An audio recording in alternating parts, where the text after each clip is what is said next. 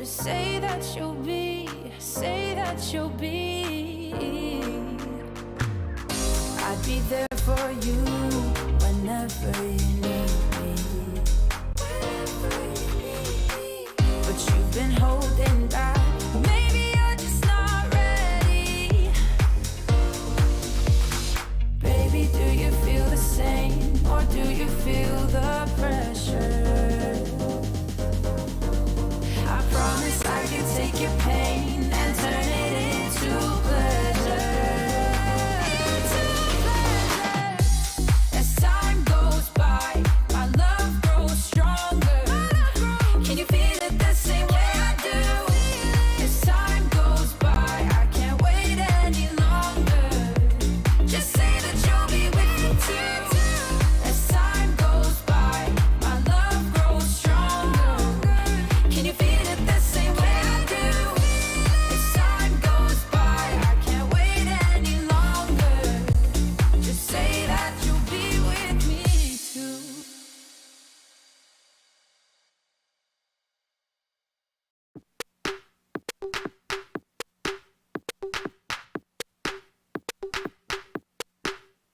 Deep minds, we were forced to be alone.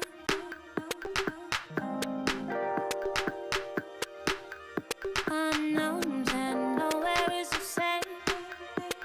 And even when it seems like there's no way out, we'll grow a little closer.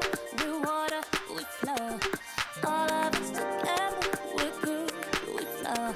Nothing is the same, but I won't hold back. I won't hold back. I won't hold back. 'Cause we're better together. Better as one. Better together. Better as one. Better together. Better as one. Better together. Better as one.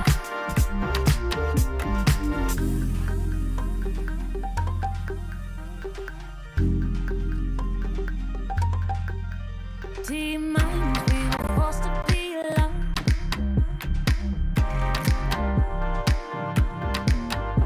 Unknowns and nowhere is the same.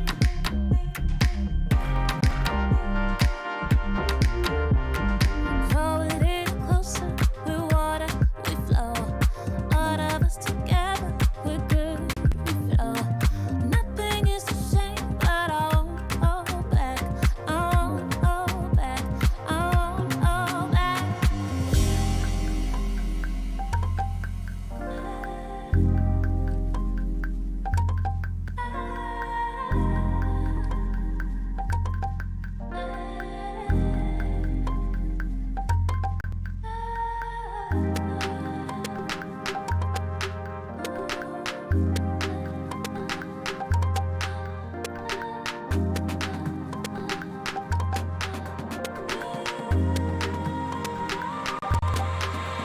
Cause we're better together. Better as one. Better together. Better as one. Better together. Better as one. Better together. Better as one.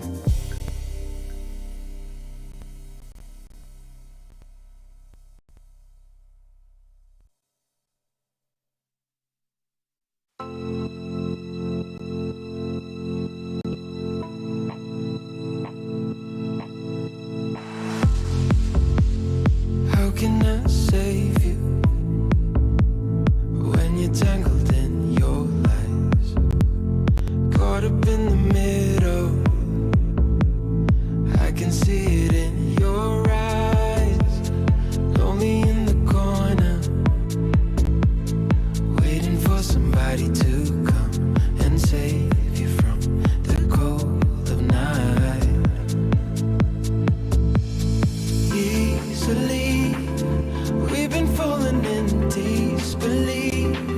I think I'm ready for another try, but this feels like the last time. So why did you say goodbye?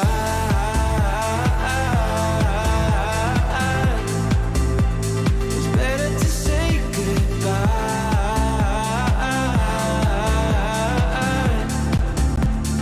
Why did you say goodbye?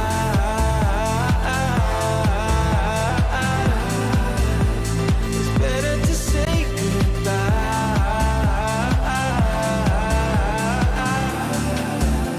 So why did you say goodbye?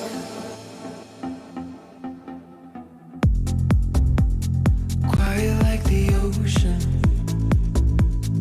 with the rumble running deep. This is how I see you, when you hide your feels from me. Why you heavy-hearted? Cut the silence, talk to me. Release your mind, get what you need. Easily, we've been falling in disbelief. I think I'm ready for another try, but this feels like the last time. So why did you say goodbye?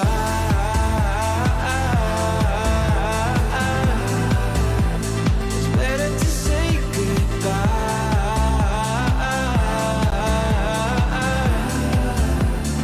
Why did you say goodbye?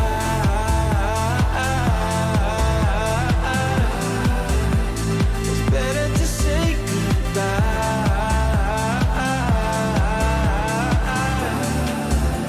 So why did you say goodbye?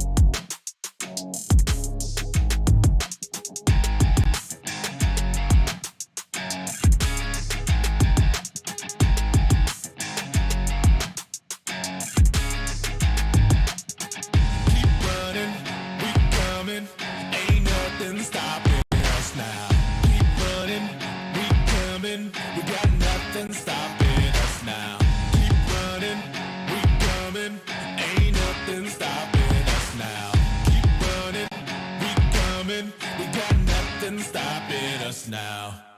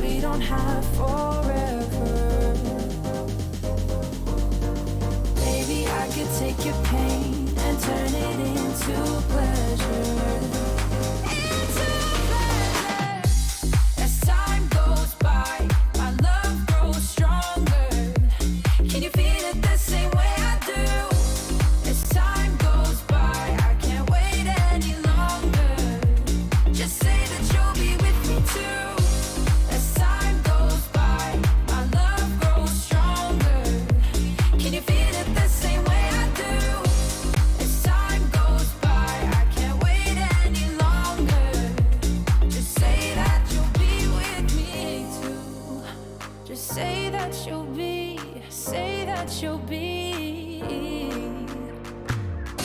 I'd be there for you whenever you need me. But you've been holding back. Maybe you're just not ready. Baby, do you feel the same? Or do you feel the pressure? I promise I can take your pain and turn it into pleasure. As time goes by, my love grows stronger. Can you feel it the same way I do? As time goes by, I can't wait any longer. Just say that you'll be with me too. As time goes by, my love grows stronger. Can you feel it the same way I do? As time goes by, I can't wait any longer. Just say that you'll be with me too.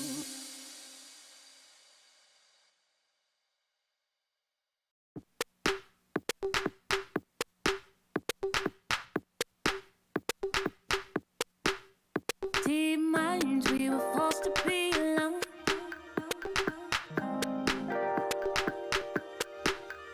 Unknowns and nowhere is the same. And even when it seems like there's no way out, we'll grow a little closer. Through water, we flow. All of us together, we're good, we flow.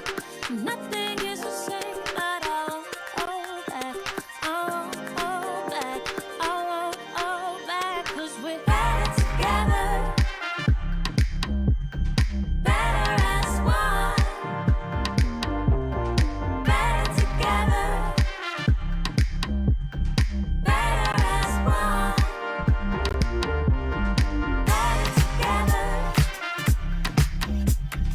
Better as one. Better together. Better as one.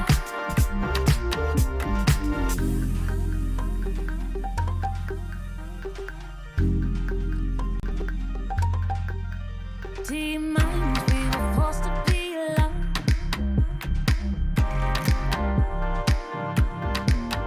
Unknowns and nowhere is the same.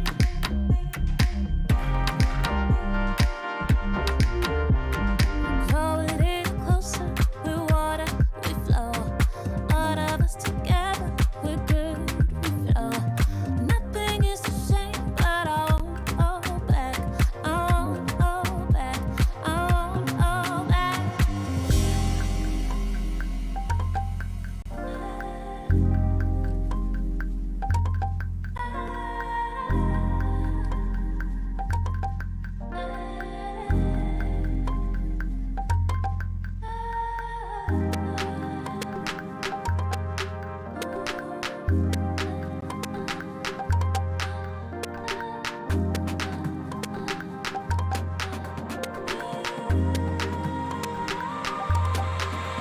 Cause we're better together.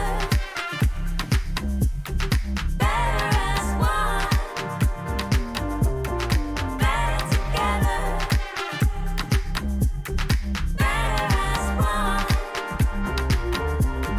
Better together. Better as one. Better together. Better as one.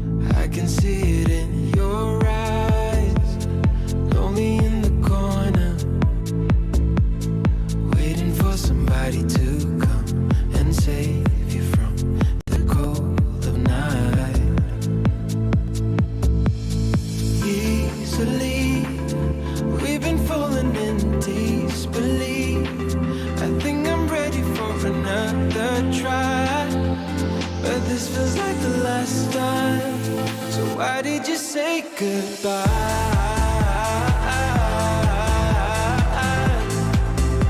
It's better to say goodbye.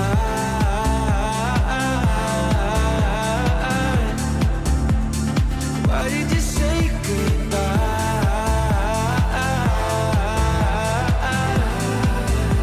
It's better to say goodbye.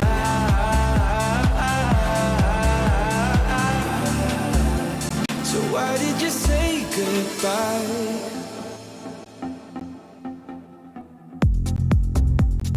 Quiet like the ocean,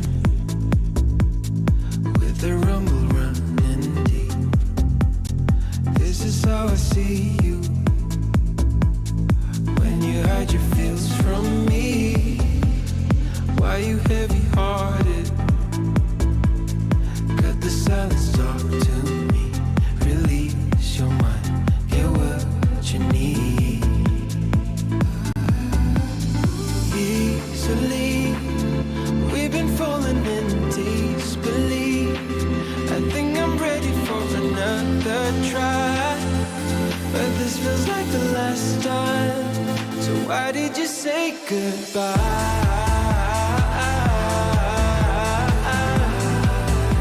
It's better.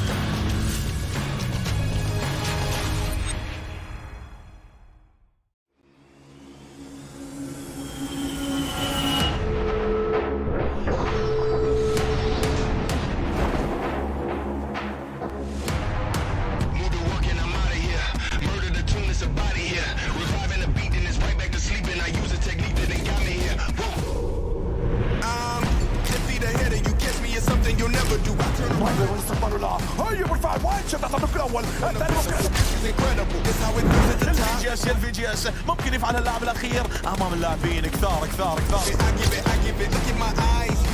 يعملها مؤمن ولا ما يعملهاش هي اليمين ولا مين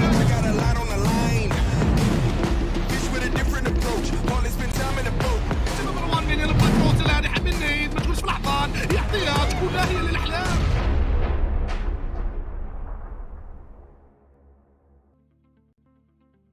Hello and welcome back everybody to the fourth day right here in our second week of the PUBG Mobile Pro League Africa Fall 2022 season. And of course we're back with all the action the Africa region has to offer. Now yesterday we saw the rise of 1 million esports. They were able to replicate the insane performance we had from Titan Gaming that they showed all the way back in our first day right here in week number 2. So much so that they were able to exactly replicate the amount of placement points and eliminations. Now, if you remember back on day 1, that was 50 eliminations and 50 placement points. And that is what we saw coming through from 1 million just yesterday. It's absolutely insane play coming in for them. But of course, today we get to see whether or not 1 million will be able to uphold that momentum and continue to climb the ranks. Now, my name is DK, and I'm joined by the one and only Proxy, of course, as today's the day in which we get to see if we're going to be having a bit of a shuffle in that power dynamic. And, of course, more importantly, how are you doing today? I'm doing quite well, thank you, DK. And otherwise, really excited for today. As we know, 1 million picking up those 100 points. They seem to be taking a page out of Titan's playbook for the time being. I'm not going to say the entire book because they still have to replicate it today. They still have to replicate it coming back tomorrow. And then we could really be seeing a true competitor to potentially take out Titans once and for all. Yeah, it's going to be quite a bit of an exciting day, but we'd love to hear what our viewers are thinking, so I'd love to remind you about our socials. So be sure to head on over, give them a follow, and while you're there, you can tell us what you're most excited about of seeing today and also for the remainder of the season, but also you can tell us which teams you are here to support. Be sure to include the hashtag PMPL Africa, as you can see at the bottom of the screen there. You can reach us on YouTube, Facebook, as well as on TikTok. So head on over, let us know what your predictions are for today, and also show some love for the amazing teams that we've been showcasing their talents across our previous few days of performances. But of course, speaking about the previous few days and the performances we've had, let's move into the format just to remind the viewers of how things have changed up coming into this season of PMPL Africa. Of course, we've done away with those super weekends down to just 5 days of performances participating over 3 weeks, as we can see at the top of the page there. And of course, as we know, at the end of the week, our top 12 teams are going to be moving over into Livik to have a little bit of that extra action to lock in a few additional. And of course, that would then result in our teams establishing those points, looking to see who will be those final 16 teams to move through into the finals. And as we've seen also then, but part of the change up, moving into the finals, the teams are accumulating those bonus points throughout the weeks, right? So at the end of every week, the teams get placement points or bonus points based on where they ranked, and then the overall ranking through the entire stage of the league play will determine how many additional points these teams will have moving through in towards the finals. And as we've seen, they can accumulate up to 80 points in total, and that is going to provide them with a great head start moving into the finals, as we've already been seeing this being so contentious. Absolutely. And we can take a look at the calendar to see, the days of play, the phases, how they are broken down. Of course, we are already into week 2 or phase 2, whatever you want to call it. On Saturday, it is the 10th for those of you who have forgotten the date. And tomorrow is going to be the last day of play for these teams to pick up as many points as possible to get them into that top 20 respectively, and hopefully to climb those overall rankings as well. So a lot is on the line, but then we say goodbye for about a week. The teams are going to just be gone for a week, maybe prepping, maybe getting ready, maybe taking the necessary rest to come back even stronger into, of course, week 3 and then potentially the finals. Yep, so it's going to be quite exciting to see the change up we'll be having from these teams moving through from that week. Already we've been seeing quite a bit of a change in our single days of rest that we've been having. But of course, at the end of the day, the teams are competing for something, and they are, of course, playing for their share of that prize pool, aside from other things, right? Each team will be awarded $2,500 for participating, but the teams who make it up into the final will be walking away with even more of that kaching in the bank, right? The team that places up in first is going to be walking away with an additional $10,000 on top of that. Absolutely. Second and third is not looking too bad either, with that $6.5 and $5,000. It's so good. But of course, MVPs, winner chicken dinners also make quite the difference moving into the finals weekend. So it is a lot of kaching to play for. And of course, the top 6 teams move on even further to the Middle East and Africa champs. So definitely playing for not only the kaching, but also the opportunities that lie here after PMPL Africa Fall. And of course, we know it's already been a very contentious bout for these spots so far. Yeah, and we also know that the performances from the previous season and this season will, of course, get counted together to see who will be those teams that could potentially be making their way over in towards the PMGC. So there are several things on the line, especially in this season of the PUBG Mobile Pro League. But of course, the one way that we know the teams are going to be able to solidify those positions is through utilizing the point structure, right? Large maps. That winner chicken dinner is worth 15 points. Over on Livik, it is worth 10 points. But then we have that ever essential 1 point being awarded per elimination the teams are able to secure. Oh, yes, and we've seen how much of a difference it's made for some of the teams to be able to pick up those points with elimination. Some of the teams have been extremely aggressive, especially moving into, the Saturday and Sunday games that we've been seeing, because the teams are trying to make their final, pushes up to that leaderboard, up to the top 12 to obviously get their spot on Livik and, of course, get themselves better situated and the top 20 of the week. So very interested to see how the teams are going to be making use of both of these sides. As we know, so far, 1 Million and Titans have been both able to pick up the perfect day of play, both picking up 50 eliminations, 50 placements in a single day of play. So the teams, they have quite the bar to catch up to. Yeah, I mean, that bar has been set exceptionally high. But of course, speaking about teams, right, we have to take a look and see what our group split is coming through on our second last day of this week. Group A, Group B, C, D, and E, of course, still solidified in their slots. But as we know, moving into that next week, right, the following week of play, this is all going to change up once again. And aside from the group order that is changing on a weekly basis, we are also shuffling up that map rotation on a constant basis, changing up, looking to see how the teams are able to adapt and cope with all the challenges being thrown at them. Yeah, adaptability, that has been the main thing here for the teams. And what they really have to worry about is not only, the opponents on the map. Not only is it the fact that we keep swapping up everything on them, the format has changed, the maps are changing, the groups are changing, but of course the bar is being set even higher as the teams move through the phases. We've already seen massive bouts of improvement, as you already mentioned. Titans were the first team to pick up that 100-point day game, but 1 million said, no, it's not going to be enough. We're going to be making the exact same sort of play, picking up those 100 points, and that's already showing a massive jump, or at least a catch-up to those top slots. And we'll have to wait and see who is going to be the team to catch up to Titans. Yeah, we've also seen one team from each of those groups being positioned in our top 5. And of course, to take a bit of a better look at what that is, we take a look at our overall rankings, right? Titans coming in with an exceptionally strong position right here, as we can see, holding on to that leaderboard. And, well, slowly that gap is closing up, but there's no drastic change, right? Not a super easy push to be accomplished. 1 million really putting in the effort, but still they remain 97 points behind.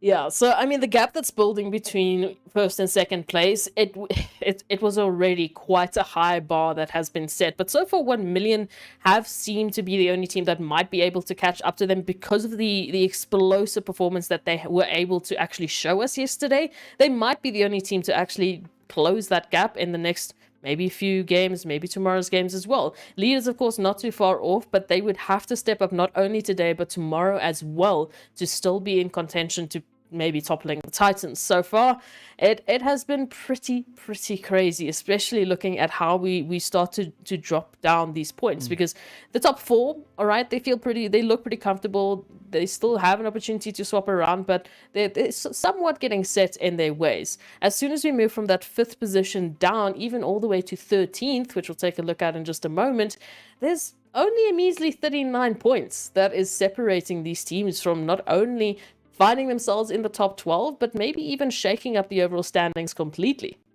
Yeah, but what I'm appreciating from what we saw moving on to that first page, right, is that we are seeing that return coming through from Slime4KT. We're also seeing the players from Desert Flame really well situated on that page. But then looking at the second page, right, this is where we can see the players from Darkness and Virtual Gaming and Zero Tolerance starting to just, reestablish themselves. Applying a little bit of those positional plays, and especially looking at the players there from Darkness and the players coming through from Zero Tolerance, right? In the last week, we had them sitting on that 3rd page, but now, already in this 4th day, they are just creeping their way much closer. And as you pointed out, there's not a lot really separating the teams all the way from, 6th place further down on towards even, I'd go so far as to say 17th. Absolutely not. And we have to give a shout out to Myth, for yesterday, just having a steal of a performance to start us off with, just taking that winner chicken dinner right out of the clutches of Slime4KT and 1 million to start us off, and just to show that this is definitely going to be a very interesting set of games. But of course, as you mentioned, 39 points from 5th up to 13th. As we know, the top 12 is the breaking line for teams to be able to take part in Livik, but still, it's looking very contentious. It's not a lot of points for these teams to pick up. Even if we take a look at the 3rd page, it is looking a lot healthier than what it did in the previous week. Yeah, I mean, the situation continues, and we pointed this out yesterday. There's a 41-point gap between 6th place and 20th. So all of that can change here, right here today, seeing that we are going to be having the teams go through another bit of an ordeal, right? And this is going to be a little bit of a different ordeal. We had our Miramar heavy day. We've had our balanced days come through with an equal share of each. But again, today's going to be one of those special days, right? Where the teams will have the opportunity to step out, to show us what they've got, and, potentially just try and increase those points. And I'm really excited to see just how far these teams are going to be pushing it today, because we know the 4th day is usually the day where we see the most action coming through, because the teams are now trying to kind of close up those potential gaps that they could see on those leaderboards. I think it's definitely going to be quite the challenge for Titans to hold on to their record of picking up 2 winner chicken dinners a day. So far, they've picked it up for 3 days in a row. 4 days in a row is going to be a very tough battle, as we know, because not only is 1 million trying to catch up to them, but the rest of the teams are really picking up their energies. Yeah, speaking about energy, of course, we need to give a big shout out to Monster Energy, our official energy drink partner for the PUBG Mobile Pro Leagues. And aside from Monster, we also have to give a big thank you going out to Oppo. So, born to win, welcome to the exciting match brought to you by Oppo. Get your gamer mode on with the much loved Reno 7 series. Now, as today's going to be the opportunity for teams to, just drive that energy up as high as they can, enable that gamer mode, and just blow us away with some absolutely phenomenal performances. And of course, we get to that point where we need to see what the map rotation is for the day once again, right? We've been talking about what we could be expecting, but today is going to be that Erangel heavy day. Starting it off with Erangel, of course, doubling it up with 2 more a little bit later on. And of course, then closing it off with Sanhok at the end.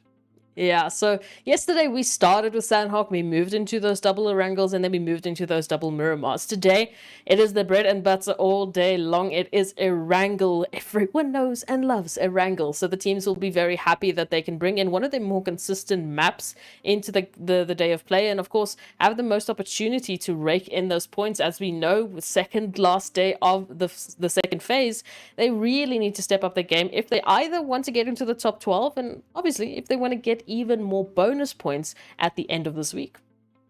Yeah, I think this is going to be an absolute banger of a day to come through, right? Not only are we absolutely double loading it or triple loading it with that Erangel action to come through, but as we looked over on towards the overall rankings, we saw that it is still pretty much a very indecisive performance as to who's going to be those teams to lock themselves into our top 12 positions. So moving into our very first game of the day, this is where I'm expecting the teams to step up and just show that they mean business. They are here to get themselves into the top 12 plays, and potentially we could see an entirely different grouping of teams making it through up into that Livik match at the end of the week.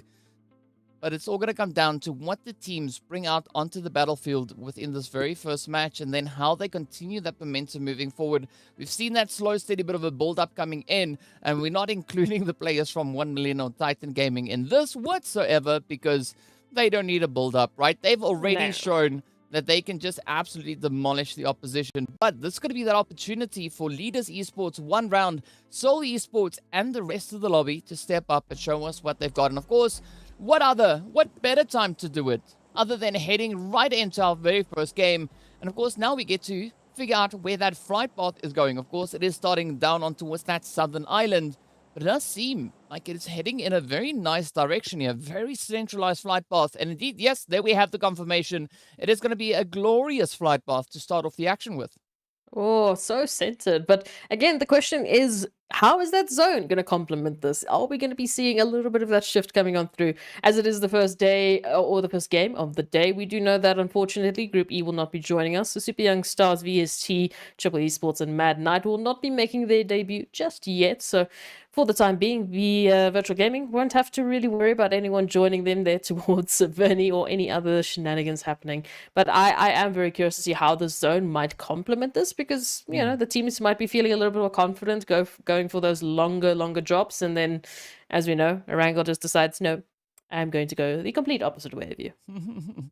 I mean, there's definitely a few teams that I'm going to be watching coming into today, right? Because we know there are 8 teams that didn't have the opportunity to move into that Livik match to get into a little bit of that spicy action as well, right? So with that, I'm referring to our Golden, TEAMLAG, Mad Knight, Super Young Stars, Desert Flame, Zero Tolerance, the players from Legends of War, as well as Darkness. Now, from what we already have with the changes coming through on the leaderboards, right, a few of the teams already being able to get themselves already well situated within those rankings. But I want to see Mad Knight, I want to see Legends of War step it up today. I want those absolutely phenomenal plays coming through, and they are going to be having a great opportunity to do exactly that, seeing that we've got the flight path now situated all the way up in towards that northwestern side. Okay, so it's not the crazy. zone. I It's said not flight crazy. path, but the zone's there. Yeah, but we knew what you meant. We can see the map, so it's okay. But absolutely, we have seen some great performances. I mean, I'm thinking about Desert Flame yesterday. After the entire day of play, they ended 4th overall, just trailing behind Slime 4KT with a measly 3 points. Again, it's all blown out of proportion because of 1 million picking up a ridiculous amount of points. But it does show that improvement. I mean, ending up in a top 4th spot after one single day of play does mean that they have the opportunity to climb those overall rankings. So yes, they might not be where they necessarily want to be, but they're definitely showcasing that improvement. And coming through from the third page of last week, we would expect the same from everyone there as well. Like, of course, Legends of War, in case and points. I feel like, again, we see those glimmers, we see, you know, just those measly sort of shining moments of Legends of War, but we want more at this point in time, right, DK? We've seen teams pick up 100 points, we've seen teams pick up 36-pointer games. We want more from Legends of War. Yeah, we've had that 21-pointer play coming in. I don't really know how much the likeliness is of us really experiencing that here once again. I'm all for it. Could it be another team to do that? Sure, right? Surprise us. Come in with those absolutely insane plays. But for the time being, it does seem like the teams are really showing a good approach, at least to the start of this match, right? We have that separation. The team's not going to be clumped up together. Everyone's going to be allowed the opportunity to get themselves sorted wow, that was difficult. Let's try that again. With regards to loot, you know, English is quite challenging at days. But once they've got that loot sorted, then they can look to prioritize getting themselves into a good situation. And now, with the zone being where it is, I think this is going to be opening up a lot of avenues for these teams to explore. Yeah, it definitely could. I mean, it really does provide a lot of the teams such as Virtual Gaming. I mean, I'm taking a look at One Round, 1 million, Zero Tolerance, Wave even, and of course Leaders. A lot of the teams that, you know, really favor that northwestern position already, they're going to find themselves, you know, right at home. They can take a little bit longer. They don't have to immediately focus on those rotations. Teams who favor those very far distant drops like Seoul Esports and Arab Golden there towards the military base island, well, yeah, they got a little bit of a rotation to kick off here. So, be interested to see how that's going to change up. Of course, we know some teams already favoring some of those earlier rotations. I'm taking a look at Darkness, who are still keeping very active already towards the edge of zone. But, yeah, jumping into that zone particularly is going to be quite interesting if you're coming through from that southeastern side.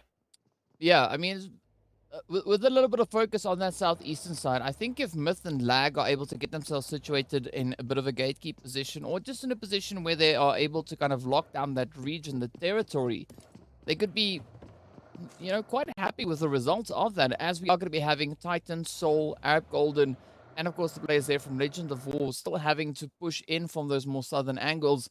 So if they can get themselves situated on the edge or in a favorable compound, where they could be expecting someone to rotate up towards, that could result in quite a few of those, you know, more favorable eliminations heading right up in towards their direction. And a team that we are also wanting to see that kind of return of action that we had in our very first week is also going to be over on towards Slime 4KT. We know coming into yesterday, the players there from Slime, they did finish, I think it was third overall for the day, if I'm not mistaken. Correct. That wasn't the kind of Slime performance that we were expecting to see. No, especially not since we started the day with Sanhok. We moved into the double Erangels. We moved into the double Miramars. It felt like the perfect day for Slime 4KT. They did get very, very close on that first Sanhok. As we know, there towards Ruins, it was absolutely chaotic, as it is chaotic right now for Flacco, being blown to smithereens. But they didn't quite make the adjustment. They didn't quite grasp those last couple of seconds to actually, get them that winner chicken dinner. So hopefully that changes up today. Well, we did see a very strong run coming through from Desert Flame just yesterday, right? A few really great efforts being played out here by them. But unfortunately, with Senke now stepping up and finding that elimination on Flacco, that is not going to be allowing the same kind of play, at least not right now, for the players from Desert Flame. But they have that opportunity to get themselves resituated, repositioned, and into a little bit more of a favorable angle in anticipation of what is yet to come. And I think moving into this compound, it's going to present quite a few challenges because we know, right? This particular compound is one that the teams like to fight over. And we've got a Wave already moving in from the one side. We've got Virtual Gaming just over on towards the western side. Zero Tolerance over towards the south. So you want to talk about a contentious position? Desert Flame, they find themselves smack dab in one of those. Yeah, no, absolutely. I mean, even 1 million is moving into this this vicinity right now. Leaders just around the corner from doing so as well. Even Darkness, a little bit more north, is already there towards Severny. So we can see the elimination feeds are probably going to be popping off anytime soon. Already Myth finding a little bit of a tag there onto Senke from 1 million. So it will be kicking off quite quickly because for some reason the teams have just all decided, well, you know what? This is the location we all want to have a party. Yeah, but I mean, we were kind of expecting this based on what we saw coming through last week, right? This is nothing out of the norm. The teams they've now decided, you know what, we're fine, we're looted up. It is now time for action, as we can see almost all the teams, aside from the teams on those outlying regions, just kind of converging into the center zone territory, and this is resulting in quite a few interesting positions actually being held. Myth also just trying to see if they can find a bit of an angle to play here on towards 1 million now. Yeah, it's a bit of a change up in terms of just, where our focus is shifting. So, I mean, initially we'd always be worried about those earlier rotations. I mean, Arab Golden and Soul having to jump across the bridge with either VST or Titans holding the line. Now, that's not the case. Obviously, we are prime and focused here towards the center zone where almost every single team is about to set themselves up. Of course, Myth still trying to make that dash across the bridge. They did find a little bit of damage there towards Senke, but that's all for naught right now. Senke is back up and ready and dealing some revenge led there.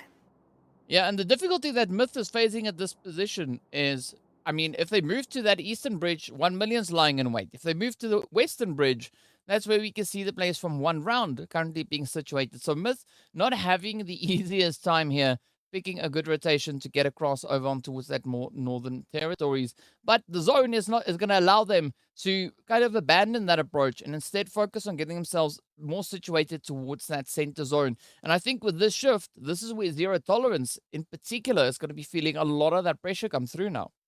Oh yeah, no, definitely. Similar to what Desert Flame is going to be feeling, holding a prime position, holding any sort of prime real estate, prime compounds, it is going to land in a very difficult contention for some of these teams. You can see Darkness already just doing a little bit of a drive-by past Virtual Gaming, and they're not choosing to get involved. They're just choosing to let them drive on by, give themselves the time and the space to get set up at least, because they're still out in the open, right? They want to get themselves a little bit more secure in some sort of, hard cover.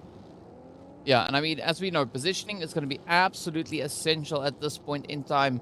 The teams will have to try and lock down a good defensive angle to play here. But I mean, Zero Tolerance, they're exploring their options, right? Not fully committing to one particular spot. I love this little bit of exploration coming through from Skydo. Just making sure that the coast is clear, at least to the direct north. But now as they move back into that sunken city, they can continue to just try and fortify their angles. Meanwhile, Myth not having the easiest run here, right? They do have the players from Legends of War potentially moving in behind them up on that Everest position.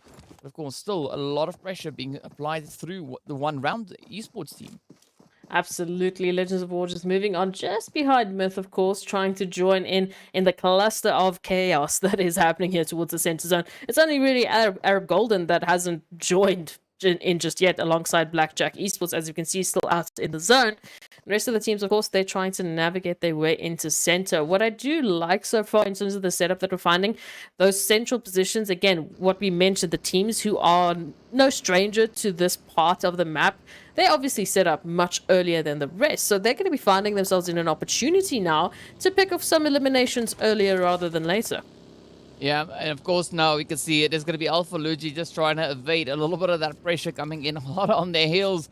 But I'm loving this position being held by Lag, right? They're starting to spread themselves out, trying to cover as many angles as they can find at this point. Of course, moving through with the vehicles, looking for a bit of a place to occupy for the time being. But as we can see, right, they are sending out that one scout. It is going to be Gaga now moving further towards that western side, looking for that opening. But they need to be careful because we have the players there from Leaders just up ahead. And of course, Zeus can still see them. Oh yeah, just trying to peek around, maybe see if they can get lucky, picking up some early damage at least, because it's going to be a bit tough to try and confirm any eliminations here. But of course, we know Leaders holding this crash light position. Gaga going to be spotting them out and immediately hightailing it out of there, because as we know, Lag, they're running that 2-1-2 setup, I would call it, I guess, because yeah, just trying to get information at this point in time. Gaga is the prime scout, so hopefully they'll be able to just regroup and take that information through into a little bit of an opposition later on. Yeah, and of course, leaders esports here, they are going to be adopting that 2-2 split. Now, especially looking at this plane crash side, this is a good kind of positioning to, to adopt and bring on through. But as we can see, they don't have any major opposition held up within that area. It is going to be a little bit more of a priority down towards the players there from 1 million situated up in Cube, as well as Virtual Gaming, as they now find themselves situated right on the very edge of zone. But now having to try and bring in that extra bit of a defensive position, because where the chaos is going to come through, as the teams on the outlying regions are going to be looking to get a good secure position to pull up in towards. Zooming into the zone, the teams are going to be moving in, trying to get themselves set up. Of course, 1 million holding very, very good positioning. We do see Lazy Boy just doing a little bit of scouting position, jumping out into the fray, trying to just maybe potentially find a good rotational path. In the meanwhile, Lag have decided to actually invest into this leader's territory. Gaga came back for a little bit more, and the rest of the team is, of course, here. But now vehicles are coming on through. It is a hot fight. Yeah, leaders now lighting it up. Fantasy trying to defend, but it's not going to be a successful push there as Morteza steps on up, just lining up those beautiful hits. And now all the pressure turns down to A9Q and 19, the two final contenders left for the side of Lag. But this is where we get to see what the kind of situation is, what that approach is coming through from Lag, right? Are they going to be hanging around trying to close this up, or will they prioritize the positioning further up in towards zone? It's a little bit of a scramble for them to get out of this, and unfortunately they didn't have the same information they did going into that altercation with leaders, so going right in between Virtual Gaming's position, they are going to be taking a couple of pot shots, but we'll have to wait and see if anything is going to be significant right now. Already Alpha Luigi repositioning up a little bit higher to get a better line of sight onto A9Q and 19, and well, as you can see by the health bars, they're not looking too great. Oh, definitely not looking too great as Lag now loses yet another player. All the pressure now coming down onto towards A9Q. Was huddled up alongside that buggy, but this is the play, right? This is Virtual Gaming looking to lock it in, and they do succeed as Gaddafi nails the coffin shut. And Virtual Gaming now having quite a favorable position up in towards the north. Absolutely. Now, Wave, of course, holding this compound very close, of course, to zero tolerance. We know this is zero tolerance territory. They are fantastic when it comes to setting up traps in exactly this position, in exactly this territory. So they're no strangers, but of course, unfortunately, there are a lot of strangers in the vicinity. There's Desert Flame moving on in. It's Blackjack now looking for Legends of War. Yeah, and a little bit of a spread out position being played here by Legends, right? Flick fighting themselves up alongside Blackjack. Very, very separated play, but it does seem like the rest of the team are maybe trying to get themselves a little bit better situated, maybe opting for a little bit of those ruins angles. But Flick not having the best options here. It is going to be MG now to push on forward. Does find a bit of a spray down. Up comes the jump shots, and that is Flick down for the count. Off they go. And Legends of War down to only 3. Yeah, my question is, in all of that time, why was Flick alone, right? Where's the rest of the cavalry? They're moving on through, but of course, leaders now, they are still hunting for a bit more, and this time it's going to be in the form of Darkness picking up Zala, and now, be careful. There's some play zone action here, and a couple of pot shots from Darkness will mean that Shadowin goes down to the zone as they're trying to rotate on into safety. Yeah, but again, Morteza trying to send it out with those utilities, trying to reach up in towards Ghost or Iron, but I mean, still a very challenging position here now for leaders to try and kind of show that dominance, right? Even though they pushed up high, they do have phenomenal angles. The same can be said here by Darkness, right? Darkness still having a slight bit of a position to try and utilize. But whichever way they're looking to play this one out, they need to be quite swift about it because the blue zone is not going to be waiting around. It does seem like leaders could potentially rather look to get themselves rotated away and let the players here from Darkness maybe fall to the blue.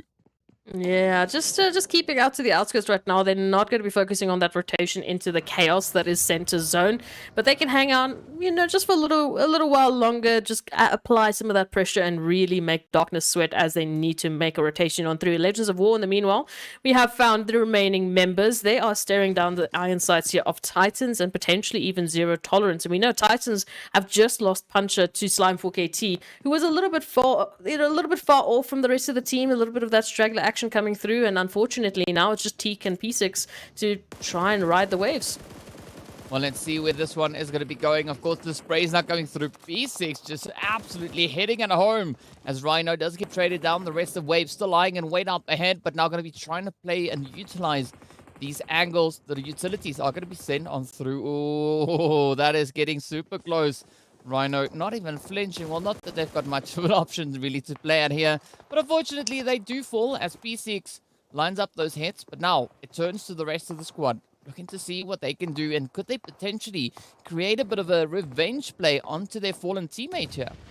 Oh, the nade's going to be going out. Titans are taking a little bit of a damage in form of those nades. D3S, of course, just keeps on punneling the utility, trying to provide space for the rest of the team to reposition and get back into this. Of course, Legends of War, they can smell all of this happening. It's literally happening right before their eyes. They are contemplating whether or not they want to get involved.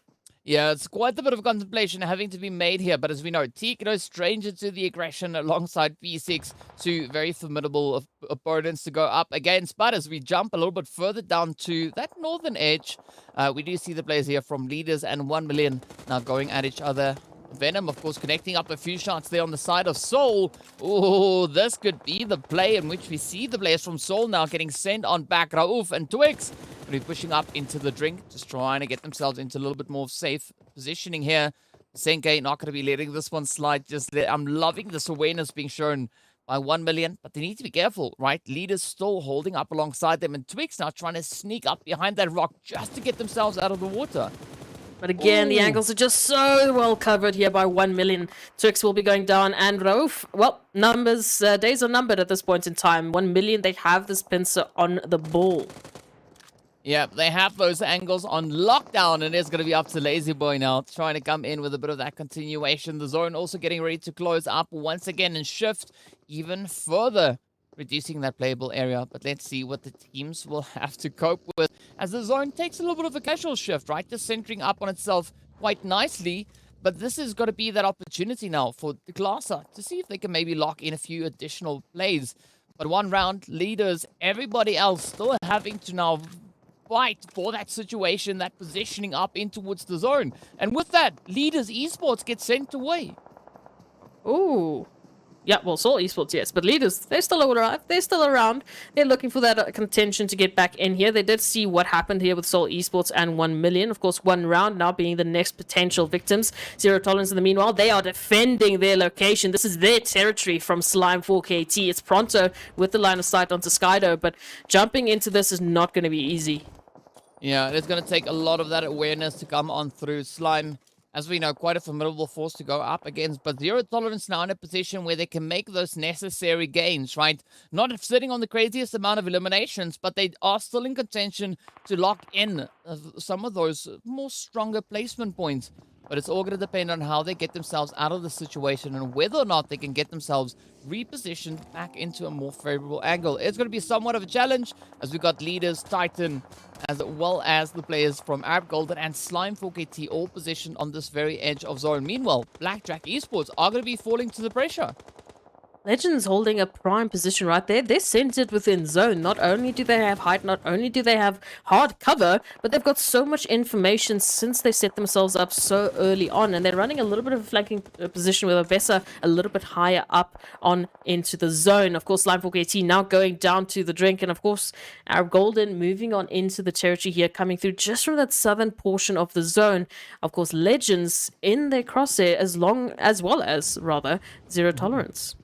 Yeah, but we are seeing that rise of virtual gaming coming through as well. Already sitting on those 7 eliminations, holding quite a bit of a formidable position all the way up into towards that northern territories. We can see them now still just trying to clear up this coastline, but they are still in a potential angle of, advantage here where they could find those great lines of sight moving further in towards the zone. Meanwhile, it is going to be mowing, just trying to get this position under lockdown. They are quite tested here, but again, we do see that split coming through from the players of the Legends of War. But Titan Gaming not going to be wasting any opportunities as they just light the entire ruins area ablaze, sending out mollies, trying to just lock it up for Zero Tolerance. Oh, and the pressure's not going to alleviate any time soon, of course, for Zero Tolerance, for Paradox in particular. But Virtual Gaming now joining the fray, just coming through from that coastal line, trying to find themselves a great position in zone. And, well, yeah, zone blessed. Here we are. It's Virtual Gaming and Obessa that find themselves as the first members in the safety of this new zone. Yeah, and it's going to be the end of the road for Zero Tolerance. As you can see, Ban coming through, just making double sure that something goes through. Not quite sure what Ban was aiming at there, but that opened up the opportunity now for Teak to come through with a beautiful knock on towards them. Of course, Wave still having their final contender left. There is going to be Ivar just holding up in the drink. But up comes 1 million now, looking to rush straight forward into Virtual Gaming. But of course, Virtual Gaming already primed and ready to roll. As you can see, they are more than willing to welcome 1 million in with all their open barrels. Of course, both teams now finding themselves on 8 eliminations apiece. But there we go. It is going to be Marshall. Oh, just on the very edge alongside Lazy Boy, just ducking quickly into that waterway. Senke Venom still moving in, but it is going to be that knock to find that successful connection onto with Senke. Yeah, Virtual Gaming, they don't want to give this position up anytime soon. This is prime real estate because you won't have to worry about opponents coming through from the drink. And now it's a push here from Virtual Gaming as they look to take out 1 million once and for all. Oh, up comes the nade. It is going to be cooking up. Will this find the connection on towards Lazy Boy just on the very edge? A little bit of that damage comes through, but not sufficiently so. Meanwhile, it's going to be Venom to get traded down as Zeus succeeds in pushing up now. Lazy Boy and Marshall, the final 2 hopefuls left. Looking to see if they can get this under lockdown. But meanwhile, Gaddafi does fall to the nades coming in. It is the end of the road for Wave. But our final 6 remaining teams now going to continuing their efforts here. But look at Lazy Boy go picking up that confirmation. Now trying to get the hits up onto one shot. Does succeed in landing that knock. And the next target is going to be on Alfalugi. Oh, just trying to keep the line here. Oh, nope, nothing. There's nothing opportunity here for Virtual Gaming. It is, of course, 1 million reigning supreme with 11 eliminations moving on into the rest of this phase. And now they hold prime position. As we said, that's why all of that went down. 1 million, they need this position moving into the rest of the zone. It's Arab Golden, of course, with also great numbers now looking towards 1 round and saying goodbye. Yeah, off they go, but this looks like the push coming through here from 1 million, right? Arab Golden also now locked in on those double-digit eliminations, and this could potentially be their game, right? They still have 3 players up, holding on to that western position. They have a few ridge lines to utilize, but the kicker's going to come through once this next zone is decided. Depending on where it goes, the team that find themselves in a little bit more of a favorable position could be the team to dominate and lock in that winner chicken dinner. Of course, Erangel, they're not going to be waiting around for that zone to show itself. Instead, looking to apply that pressure while the rest of the squad now moves on forward. Up comes the entire team, hoping to find a bit of an entry point, but it's not going to be an easy one. As we know, this whole territory is under lockdown for the time being. 1 million once again, zone blessed. They are the first team in the zone. I mean, I guess only, really occupied or really at least competitive to Legends of War, who also have a little bit of hardcover. They can step into the zone at some point in time. But Arab Golden and Titans now moving on forward, and Titans not going to have an easy approach into the zone with Lazy Boy taking this prime positioning. Yeah, this could be the one, right? 1 million looking pretty decent with this current setup they have, even though there's only 2 players remaining. B6, on the other hand, being dealt quite the challenging hand here, having quite a bit of distance to cover, but they need to work through Legends of War as well as the players coming through from Arab Golden. But both these teams now find themselves in contention, trying to see who's going to be the next team to move in from the south or western territory. Bow trying to apply a lot of pressure onto his Angelo, but out comes the utilities. The nade's going to be flung over, trying to create a bit of an opening here. And Arab Golden, they want this opportunity to get their foot in the door. Legends of War, they need it more. They really do need to make a massive impact here moving into the rest of Erangel. This could be their best opportunity so far in the second phase to climb those overall rankings. Well, that nade almost on the money. Angelo sending it out, finds a bit of damage on towards Mowing, continues with the barrage, and yet picking up even more damage, but not succeeding in locking in that knock just yet. But Arab Golden, they're not going to be backing off just yet. And see whether or not they can get that push. Here we go. Oh, again, the vehicle now getting exploded, but the zone is going to be applying a lot of that pressure. And neither Legends of War nor Arab Golden have found a secure position in the zone. No, and they don't really have an easy path either. It's 1 million that holds all of that navigational path. As soon as either of these teams move past these compounds, they are going to be in clear line of sight for 1 million to take them out. Yeah, 1 million now capitalizing on the opportunity, getting themselves set up. waiting for these fights to come their way. Up comes Mowing, finds a beautiful jump shot. Oh, gets yet another knock. Now having to quickly do the dance around the side. Bowboy does fall. And now it's up to Wiz to try and see whether or not they can get this play sealed. It is going to be Obesa trying to push on up. Legends of War still sitting on 2 players. Up comes the play. Oh, and they succeed. Down goes Arab Golden on the very edge. But we are down to our final 3 teams. It is going to be the solo player coming through from Titan up against the 2 players from both Legends of War and 1 Million. Already P6 picking up Mervings, just looking for a Bessa, but can't quite find the line of sight. Legends of War down to 1, down to 0. It's just P6 going up against 1 Million. Beautiful push coming in here from Legends of War, but it is now the decisive play. 1 Million and P6 from Titans having to contest to see who will be the team to log in that winner chicken dinner. Marshall, Lazy Boy, 2 very formidable forces going up against an equally formidable force, right? P6, we've seen them also just lighting it up, already sitting on 4 of the eliminations, bringing in 2/3 of the contributions here for the team. But as we now jump over on towards Marshall, they are just trying to ride it up this ridge, trying to see if they can spot any of those pixels out of place. Lazy Boy also sitting on quite a formidable amount of eliminations here for the team. But up comes that blue zone. It's going to be moving forward. And it is going to be Marshall finding themselves very well positioned here. And they know P6 needs to move towards them. That's the only way they're going to be able to get themselves situated up in towards the zone. And this opens up the opportunity now for Lazy Boy to send out that Mirage. Oh, is that going to be the nade to close the game? Not yet. It seems to have missed. P6 not going to be flinching anytime soon. Fortunately for P6, that was only a smoke, but up comes the opportunity, and it is going to be 1 million to lock it down. They won themselves that winner chicken dinner, 13 eliminations, and this seems to be the rise of 1 million once again. We'll have to wait and see how the rest of the day is looking, but definitely a fantastic start for 1 million to tally up, their overall standings and to get that much closer, potentially, to Titans. But with P6 coming through in second place with all of the eliminations Titans did pick up, I think it will be very close on the overall standings for them to try and close that gap. I mean, absolutely amazing showing coming there. I mean, 1 million surprising us yesterday with that 21 elimination game.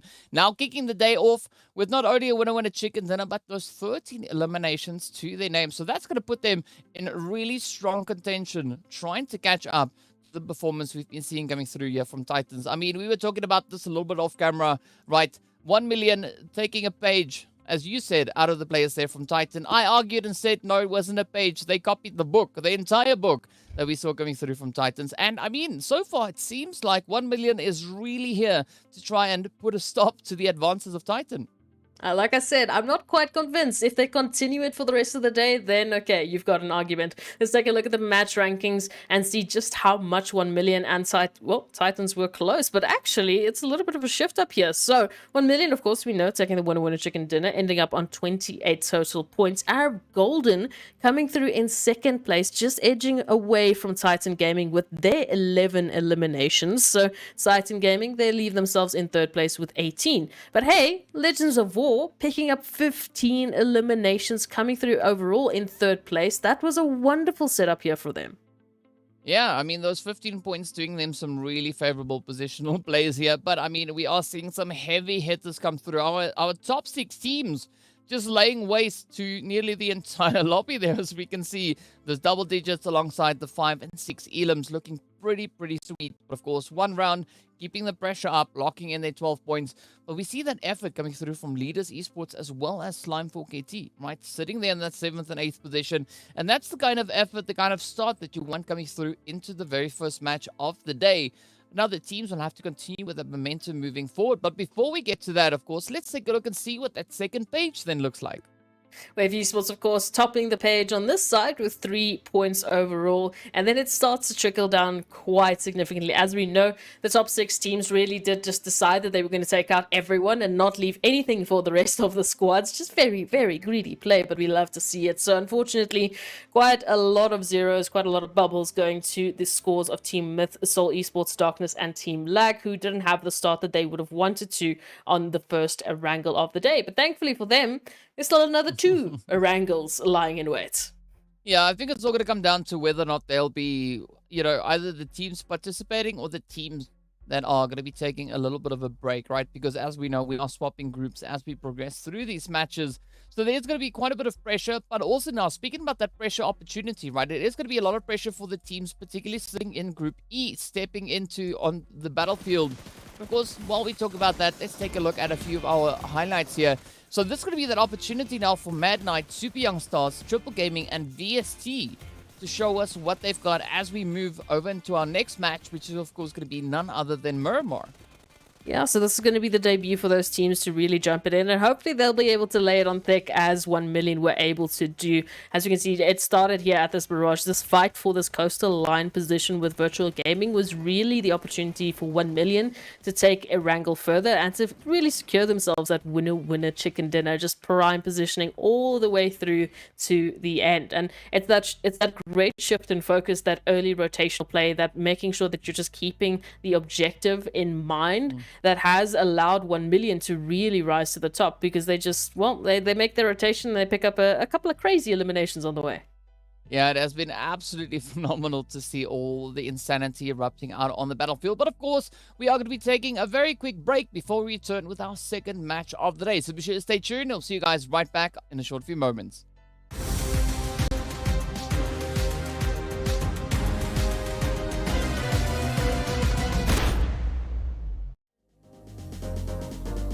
I promise I can take your pain and turn it into pleasure. Into pleasure. As time goes by, my love grows stronger. Can you feel it the same way I do? As time goes by, I can't wait any longer. Just say that you'll be with me too. As time goes by, my love grows stronger. Can you feel it the same way I do? As time goes by, I can't wait any longer. Just say that you'll be with me too.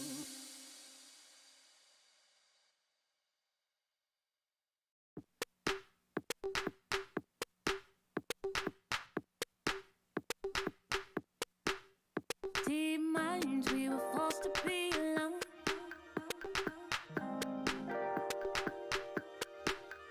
Unknowns and nowhere is the same. And even when it seems like there's no way out, we'll grow a little closer. We water, we flow. All of us together, we're good, we flow. Nothing is the same, but I won't hold back. I won't hold back. I won't hold back, 'cause we're better together.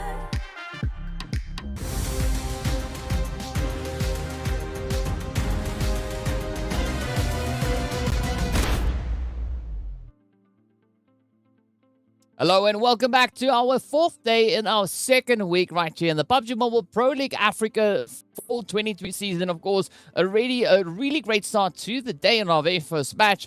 With guys there from 1 million locking in that winner chicken dinner, doing so with 13 eliminations to their name.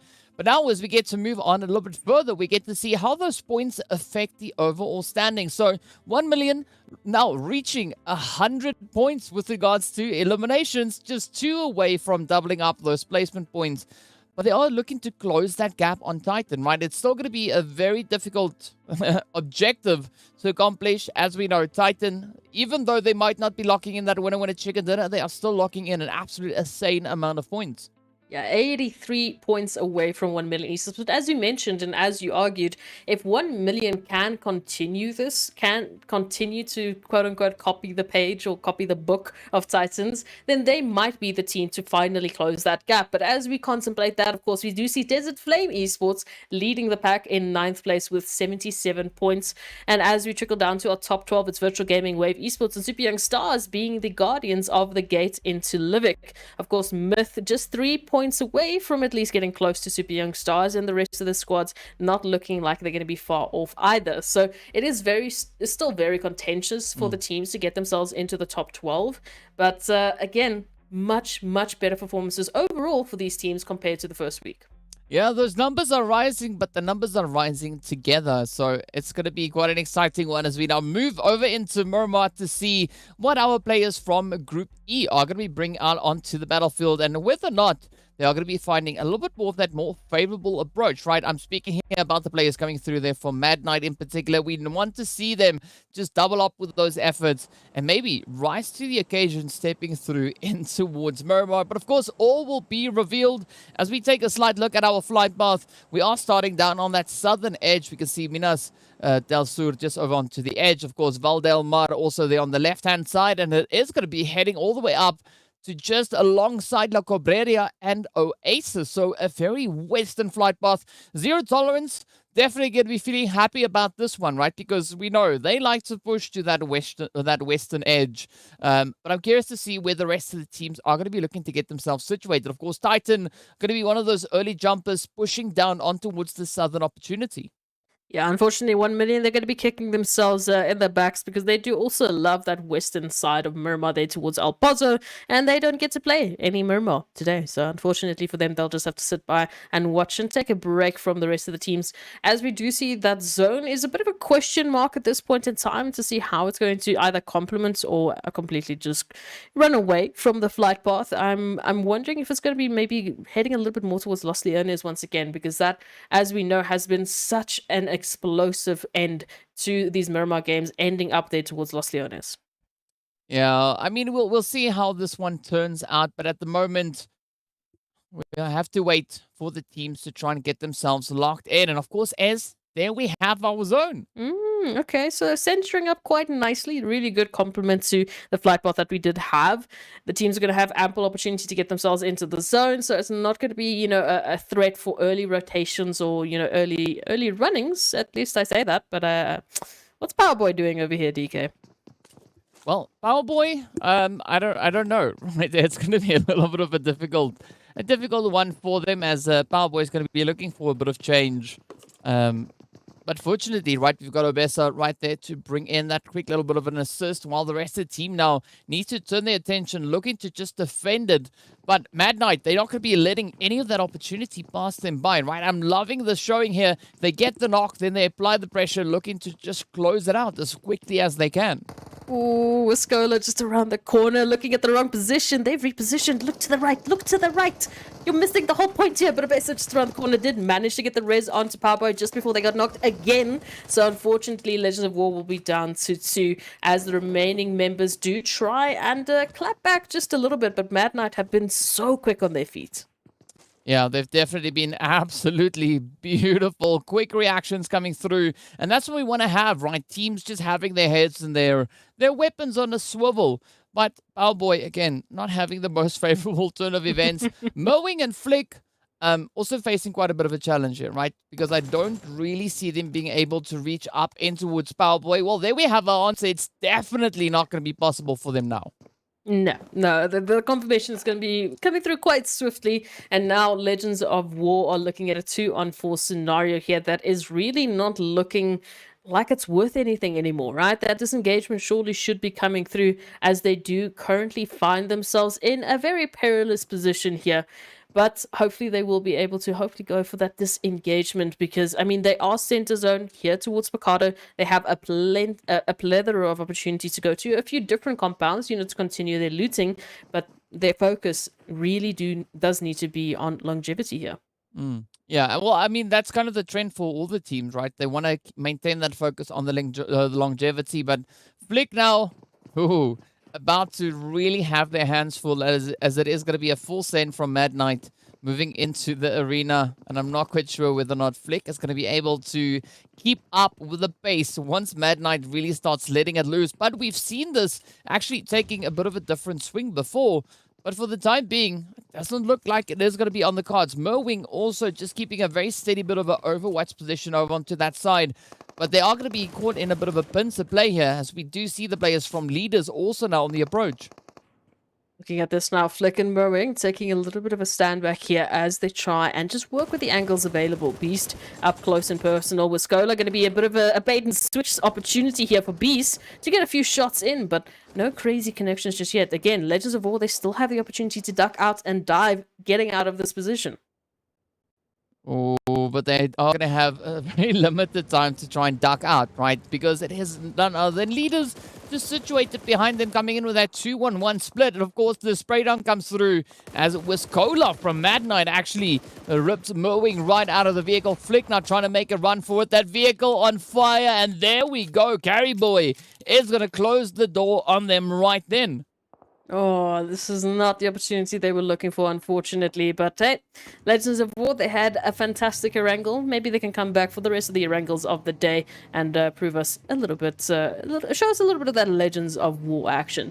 So leaders already picking up one. Mad Knights, of course, they picking up fantastic eliminations right off the back of Miramar, and they find themselves center zone. So again, not a real position that we're going to see Mad Knight gunning for a reposition, gunning for a different location, because they've got everything going for them at this point in time. Who is looking for different positions? Of course, Darkness, One Round, and Titans, who still have to find a position within the zone. Yeah, I mean, One Round, they position up north, so they've got a little bit of a smooth sailing play to have here. It's going to be somewhat of a challenge once they start moving in towards the zone, especially if they're pulling in towards that La Cobreria region, because we know Arab Golden holding on to that territory.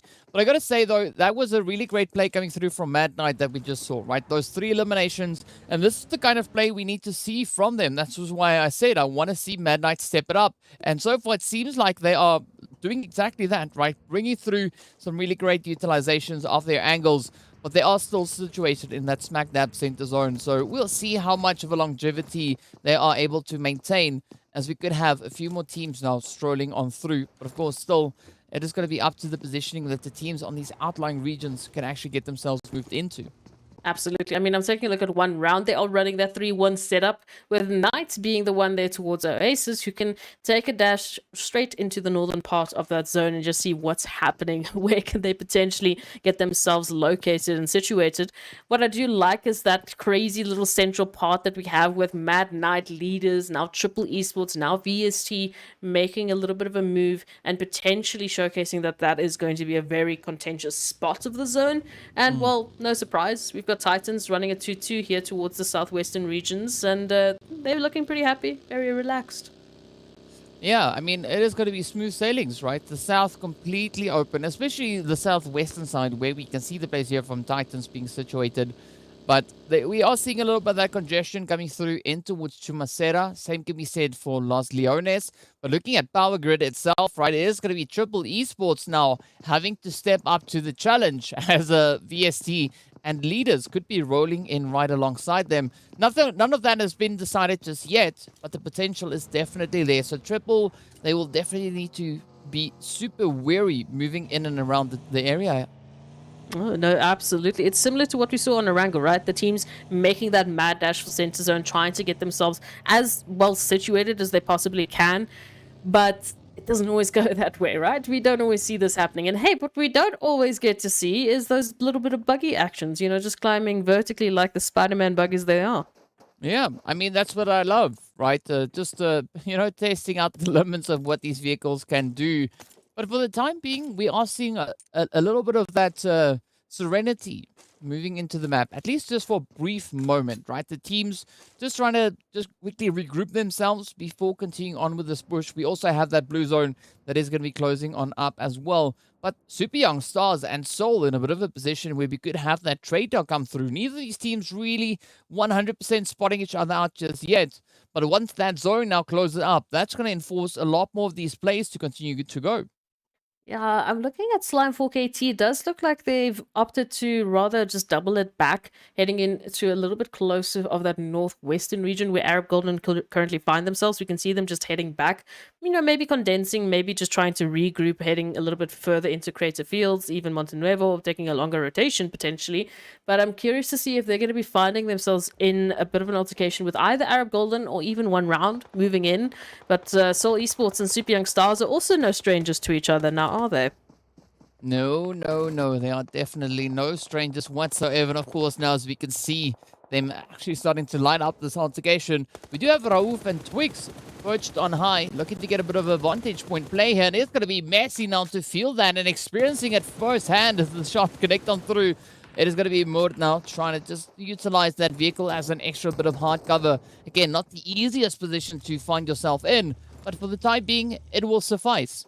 Yeah, no, it's fine. There's a little bit of hard cover, and that's all that we really need. But what is definitely going to have their work cut out for them, as Sol, Omar, and YC are very, very close to this contention, running that 2-2 split. And already we can see that flanking position coming through from the rest of the team, just limiting the time, the space that Mort has to actually get away from this. But of course, that's going to depend on what their teammates are going to do about the situation, right? We've got Winky, we've still got Messi, we've still got Seraph in this position. They could actually give the space that Mort needs to rotate on out.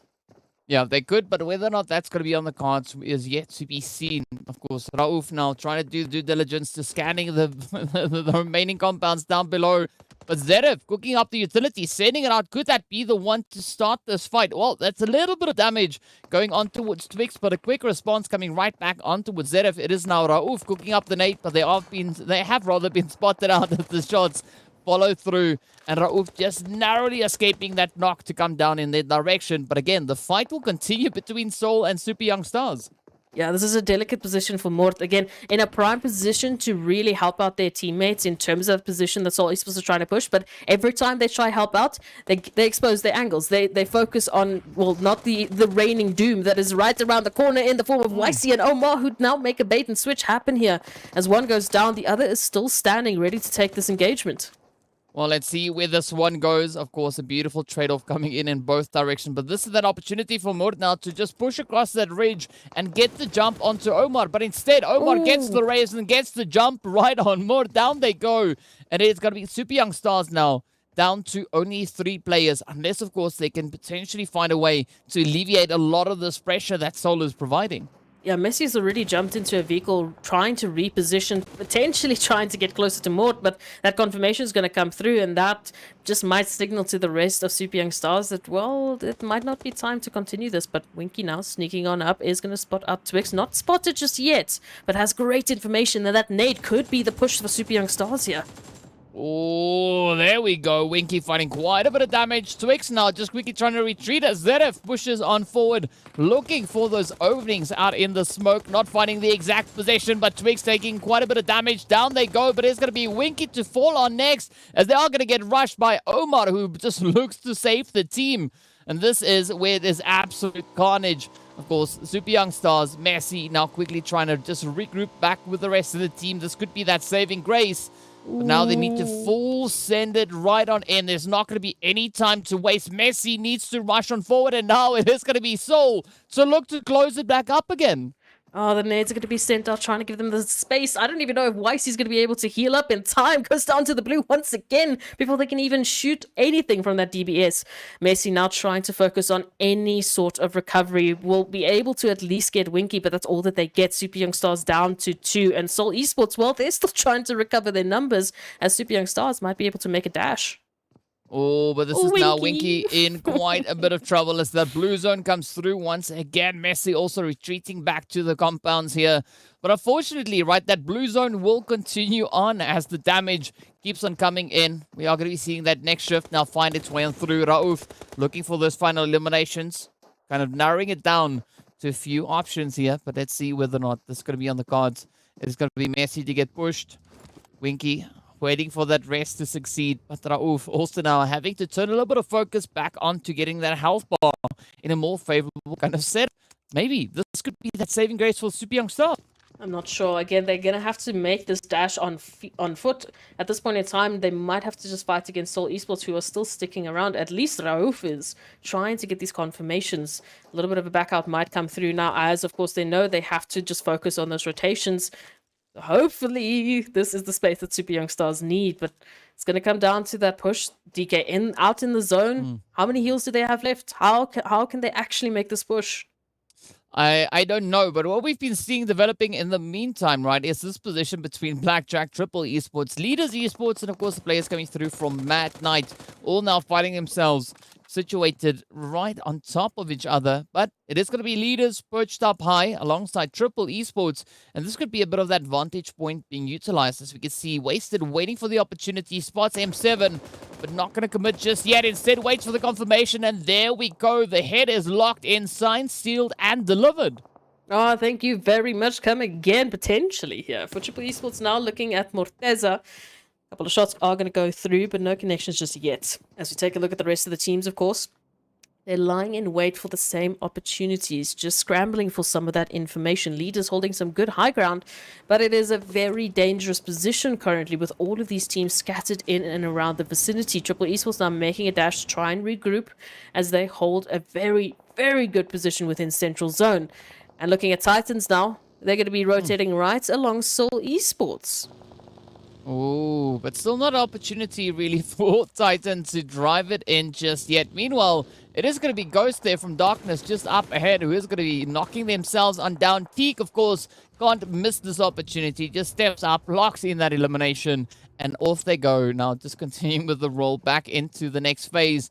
But Seoul also just trying to leapfrog their way on forward. Takes a bit of a look down onto Titans. But Titan Gaming not super exposed, right? Really utilizing the terrain.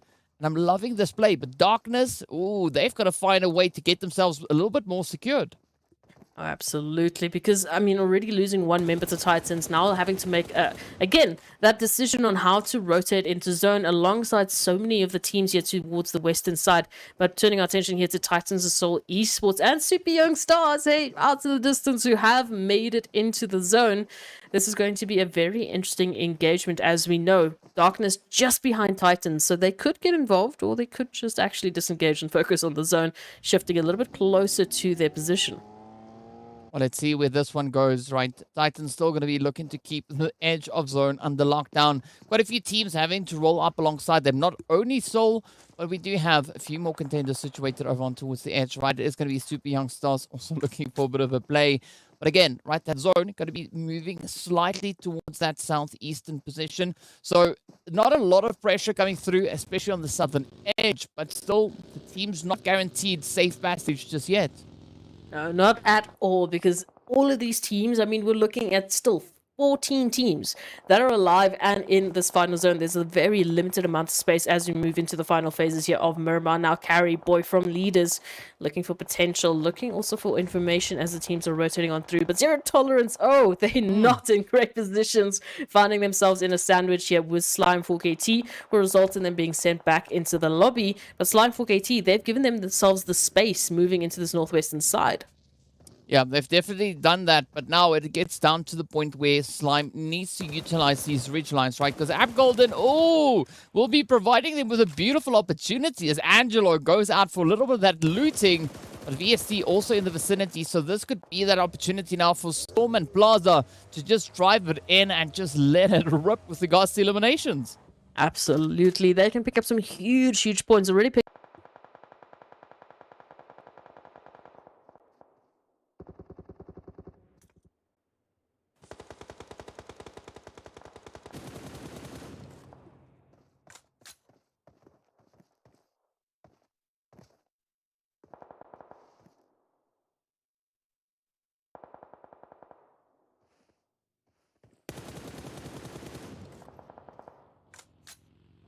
Yeah, and it does seem like that is exactly what they're doing. It's going to be Knight and E-Flex now getting ready to welcome Storm to the party, or at least that edge possession. And of course, there we go. Knight finding the knock right in towards Storm. And now the pressure turns onto Plaza. Looking to see if they can find a little bit of a different approach to get themselves resituated back in towards the zone. Of course, going to be following suit, moving straight on forward, pulling up alongside Storm instead.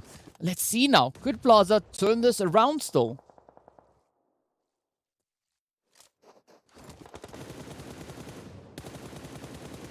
Ooh. Well, I mean, Plaza just gave us a slight bit of an answer there, right? They are just going to hammer their way on out. Of course, it is going to be Knight still opposing Plaza here, so not going to be able to secure a good position. But out comes the bounce. That Nate getting a scary close. Meanwhile, West will be falling to the zone. It is a fair exchange in both directions. Plaza taking a considerable amount rather, of damage. As you can see, the barrage of utilities now just flying over. Knight not done, sends out the molly, but fortunately, well, unfortunately rather, Spin lines it up, and with that closes off the opportunity now for Slime for KT. And Arab Golden, they still want to set their sights even higher. It has to be one towards one round, but are they ready for it? Sin going to get caught out in the open. Ban going to be going down to a nade from Vivo. So VST and one round now working collectively to take out the remainder here of Arab Golden. But VST really having quite the position, right? They've got the numbers advantage, and they're turning their focus right there onto what is left of Arab. Of course, Adleno cooking up that nade. Will this be the one to close it up for Sinsin? Of course, in the meanwhile, we'll be pulling off that race, quickly jumping in that vehicle to get themselves back into contention. Up comes the rush. The spray, though, the shots connecting up. Sin, running out of space and health, and down they go. But the fighting, the altercations will continue, as we can see quite a bit of a mess now happening towards the southwestern side. Right, it is Soul, Leaders, Mad Knight, Triple Esports, all jumping at the opportunity. And why wouldn't they? I mean, just continue on forward. Titans, of course, taking out Blackjack Esports Myth now. Also just taking a piece of Titans. It is a ban in pursuit for all of these teams to pick up as many eliminations as they possibly can moving into this next phase. But it's Myth holding a controlling position within the zone. Even Ramsey now just throwing a couple of pot shots here against one round. We'll have to wait and see who else is going to be joining them. It does look like Mad Knight in the meanwhile might be just jumping into Titans. Yeah, well, it's going to be quite a contentious play, though. But, I mean, Mad Knight, right? They've already looked like they've wanted to step it up from what we've been seeing from them. But, unfortunately, just based on the positioning, it is going to be quite the challenge for them to succeed in doing that. With the sheer number of teams we have locked into the vicinity. Of course, Bancho just up ahead. Morteza not finding that angle just yet, but doing the due diligence in the meantime. But let's see whether or not that's going to work out for them. Meanwhile, it is going to be Vibe 7 to find himself at the mercy of Carry Boy, just coming through with a beautiful spray. Oh, there we go. Chemo's also getting spotted out and traded down. And now triple down to only their final hopeful. 7 Reef left to try and ride out the storm as Mad Knight now also get eliminated. Oh, and which is down to a fraction of the teams that we joined into this last phase. Titans, of course, great positioning for them there towards that southern eastern portion of the zone. But once again, who's the first team in the zone? It's Myth, it's Ramsey and co holding a great position and once again setting themselves up for even more. But MG finding Soul Esports, just sniffing them out of the corners, might mean the end here. Well, at least as we know for one of the players there from Soul, right? Omar's still in contention, but not going to be playing a same kind of approach just then. But there we have it, right? One round, meanwhile, will get traded right on up, as it is the players there from Leaders Esports to spot them out. And down they go. VSD also feeling quite a bit of pressure. Leaders yet to push back in towards the zone, but this is where things are looking absolutely phenomenal now for Myth. As you pointed out, Ramsey situated smack dab center zone, but the rest of the team now also trying to see if they can find a position to rotate in towards. But I am still just looking at Myth, right? They're holding such a good position. Titans getting closer, but the dash that they have to make puts them in the crosshairs of VST, puts them in the crosshairs here of, well, Mad Knight, anyone that's really in this position. Leaders Esports especially, we know they're so good at picking up those eliminations. Now VST out in the open, hiding here from Leaders Esports, but now they find themselves in a sandwich between Myth and Leaders. Yeah, I mean, this is a pretty tough one, right? Even though Ramsey has got that position locked in into the zone, there's not enough space for the entire team to squeeze in, and that's going to make them super vulnerable for any of those nades that could be sent in their direction, of course. Meanwhile, 7 Reef will be fighting that trade on towards Wasted, as Morteza also falls to the positional angles here. But up comes VST, looking to capitalize on the carnage. It is going to be 7 Reef to close it up right then and there for Leaders Esports, though. Oh, this is not the way that I thought it was going to go for Leaders and not the way that I thought it was going to go for Titans. But yet, here we are. It's Myths and VST that hold the numbers and they hold some great positions. Of course, VST still yet to move into zone. Triple Esports and MG, at least from Blackjack Esports, also yet to move into zone. Right now, they don't really have much of an option as Myths are just being such a nuisance. Oh, yes, but this is the kind of nuisance that you want to be, right? Myth holding on to a full squad. VST also trying to roll on through. As you can see, the shots are starting to connect up. Ramsey locks it in as 7 Reef gets sent off. It's a boot also then going to be falling. And VST now being put on quite a bit of a back foot. Up comes that Leno trying to make that push. Oh, gets spotted and absolutely victimized. Down they go. But Zuxi also falls. It is the end for VST. And now it is up to MG to hold on and contest against the entirety of Myth. Oh, MG. Listen, buddy, I don't know what you're going to be doing in this situation. It is a 1-on potentially for if the Rockets back up on their feet, and you're taking a bit of a very difficult line of sight here. Now that nade exposing their position, DK, I think then there's a numbered. Well, it could be numbered, but it is not over just yet, right? MG just going to be on that very edge. They got about 30 seconds or so left on the clock before that zone starts moving up once again. And this is where MG now needs to try and prioritize and split up these altercations, right? We can see Momin and Allah just holding on to that very edge. But not a lot of ridgeline cover really remains. MG now trying to just find a bit of an opportunity here. Of course, that smoke is going to be running down as well. Starts to dissipate, and this is where the exposure comes through. MG getting picked up out in the open, and it is going to be a clear victory coming in for Myth as they lock in an absolutely glorious performance. And, of course, 12 eliminations to their name. Great oppositions here from Myth. And as you mentioned yesterday, you know, they started off that Sanhok day, stealing away the winner winning a chicken dinner, not picking up the craziest amount of points. But this time around, we saw a very different side to Myth, bringing in a fantastic plan of action, making sure that they were the last team standing. Well, I mean, you got to appreciate the efforts, right? Because that resulted in some glorious PUBG action. I mean, it was quite a bit of a challenging zone looking at where that zone had shifted. And as we saw, there was quite a bit of contention coming through on the western edge. But unfortunately, leaders are not managing to survive that. Great play, though, coming through there from 7 Reef, just letting it rip. And if I'm not mistaken, I think 7 Reef actually took down 3, if not all, the players from Leaders Esports. So an absolutely phenomenal effort being brought forth. But unfortunately for MG, right, it just wasn't on the cards. That position, it was a good attempt, but unfortunately, as we saw, once that smoke dissipates, you're out in the open, super exposed position, and that just made it so easy for Myth to lock that in and drive the final nail through.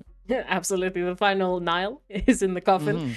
But for that final moment, as we mentioned, as soon as MG, you know, actually just unfortunately exposed their position, those nades went on suit, smoke faded.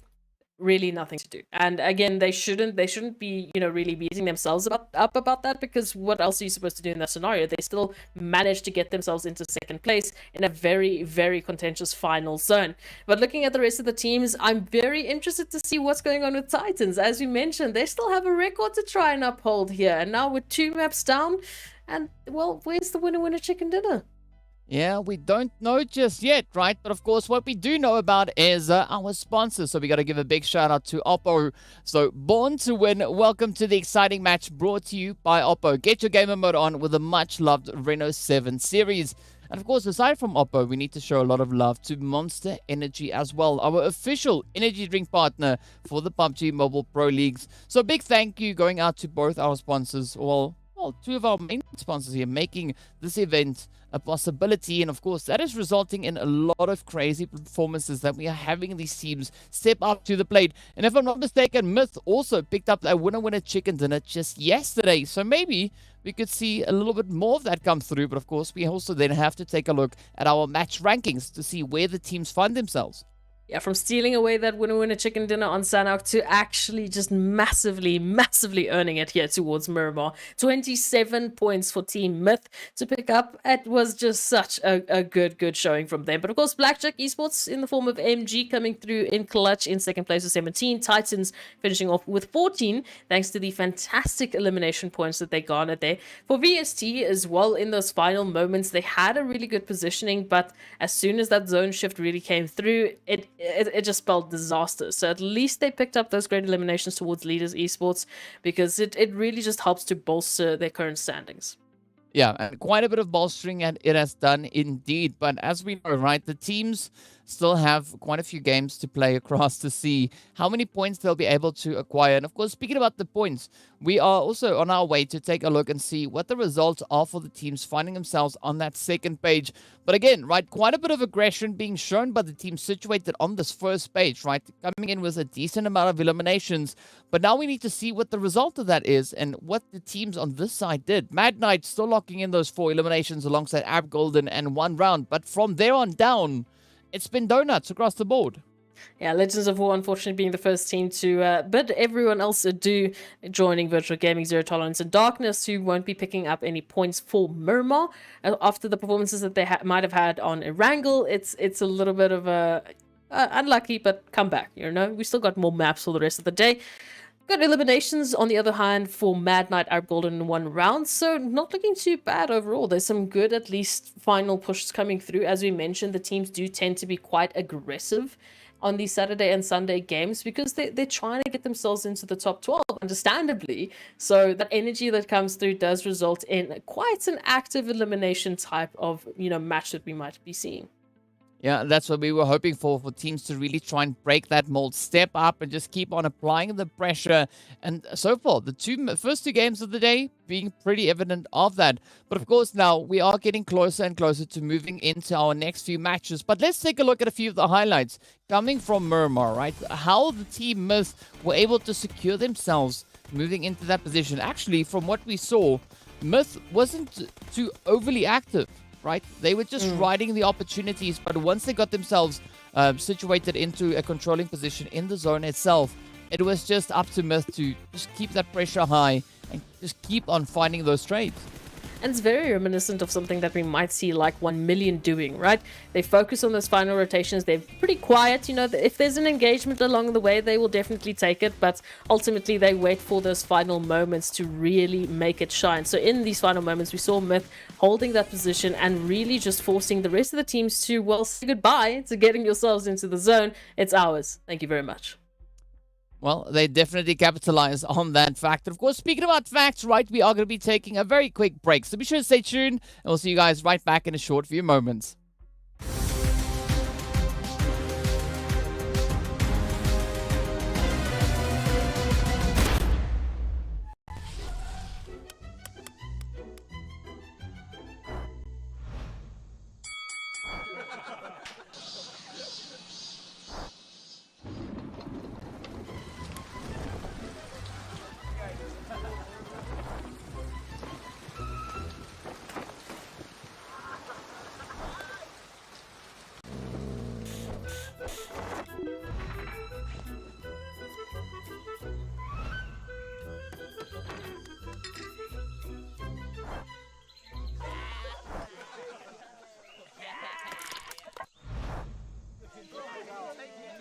Stalemate? No problem. Ultimate Arena decides the victor.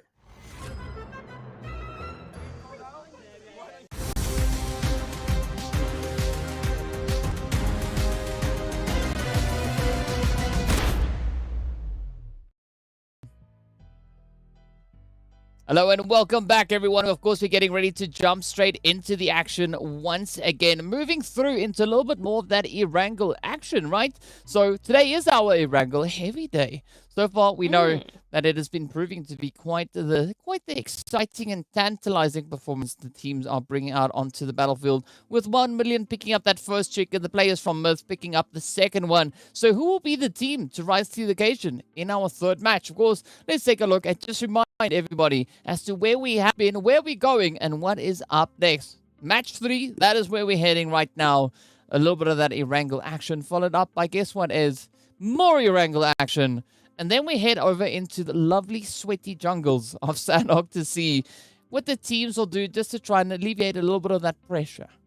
Oh, there is other maps? I thought it was just Erangel today. Oh, I'm disappointed now. But yeah, no, absolutely. We're still keeping the balance. We're still showcasing all of the teams having those opportunities, at least in one way or another, you know, on all of the different maps. But of course, Group D, they just had to sit themselves out for this past Miramar, and they're not going to have another opportunity for the rest of the day, but at least they've got Erangel and Sanhok to cheer them up. Moving into this next Erangel, however, once again, I'm going to put the challenge out to Titans. You need to get 2 winner-winner chicken dinners if you want to keep up your record, so bring it on. Well, it's either them or 1 million, right? So the pressure is definitely going to be on to see who will be keeping up the consistency there. But of course, speaking about consistency, that is not what we're seeing with the flight path. It is definitely changing things up quite a bit. We've got the lovely Lapovka just down below there. So that means we are a little bit further up north, of course, heading all the way up towards that Zaki position. So it does cut off the potential plays for teams heading straight down to those southern edges. So I mean, Arab Golden not going to be having the easiest run this time around, but fortunately, we know they're not here, so they're going to be feeling quite comfortable about what this flight path is doing. This is where we get to see what the rest of the teams will be looking at with regards to those drop locations. Are they going to be sticking to their tried and tested positions, or will they be changing it up for a little bit of a alternative angle? Yeah, I guess my focus would really be onto the side of Arab Golden and, of course, Seoul if they were playing, but they're not. So at least they don't have to sweat it and they don't have to showcase a little bit of that secondary drop location sides. But some of the other teams, I mean, I'm taking a look at, potentially Zero Tolerance, who do sometimes jump in towards that Quarry side Desert Flame, who do love that Gatka position. Well, maybe they might change things up just a little bit as we take a look at the rest of the teams. However, question, of course, in the back of our minds, the tried or tested. Wow, question. Sorry, that was not what I was expecting. It's going to be, well, Gatka and Quarry. That's going to be a prime position for these teams because we are all the way to the southwest. Yeah, I think this is the kind of shift that we want to see at this point, right? The teams that are very comfortable running on the first Erangel now having to really step up and perform and look to prioritize those rotations ahead of anything else, seeing that everyone is pretty much situated towards that eastern edge of the map itself. So there's going to be a great chance for teams to rotate up into towards Quarry, get themselves situated in towards Primorsk, just play a little bit more of a western game. Yeah, just give us a little bit of an interesting day because I do think the blue zone has been a little bit too well behaved, right, DK? We were tired of all this central nonsense. Give the teams a bit of a challenge. Give the teams a quick shift up. I mean, the fact is there's some very Pia and Primorsk action still available in the zone. So if we continue this southern western shift, we could have a very interesting final zone. But I'm going to leave that up to the zone. I'm not going to ask for anything because then it doesn't give me what I want. But I'm also quite curious to see who's going to push down towards that Sosnovka base, right? I mean, Titans, they're very close to it, but it does seem like potentially Triple Esports could be opting for a little bit more of that southern positioning, right? At least to try and wrap around that southern edge. Because whoever goes on to Sosnovka, not only do they kind of have free reign, but they also can survive quite a bit longer, seeing that the majority of the teams are more focused towards the northern territories.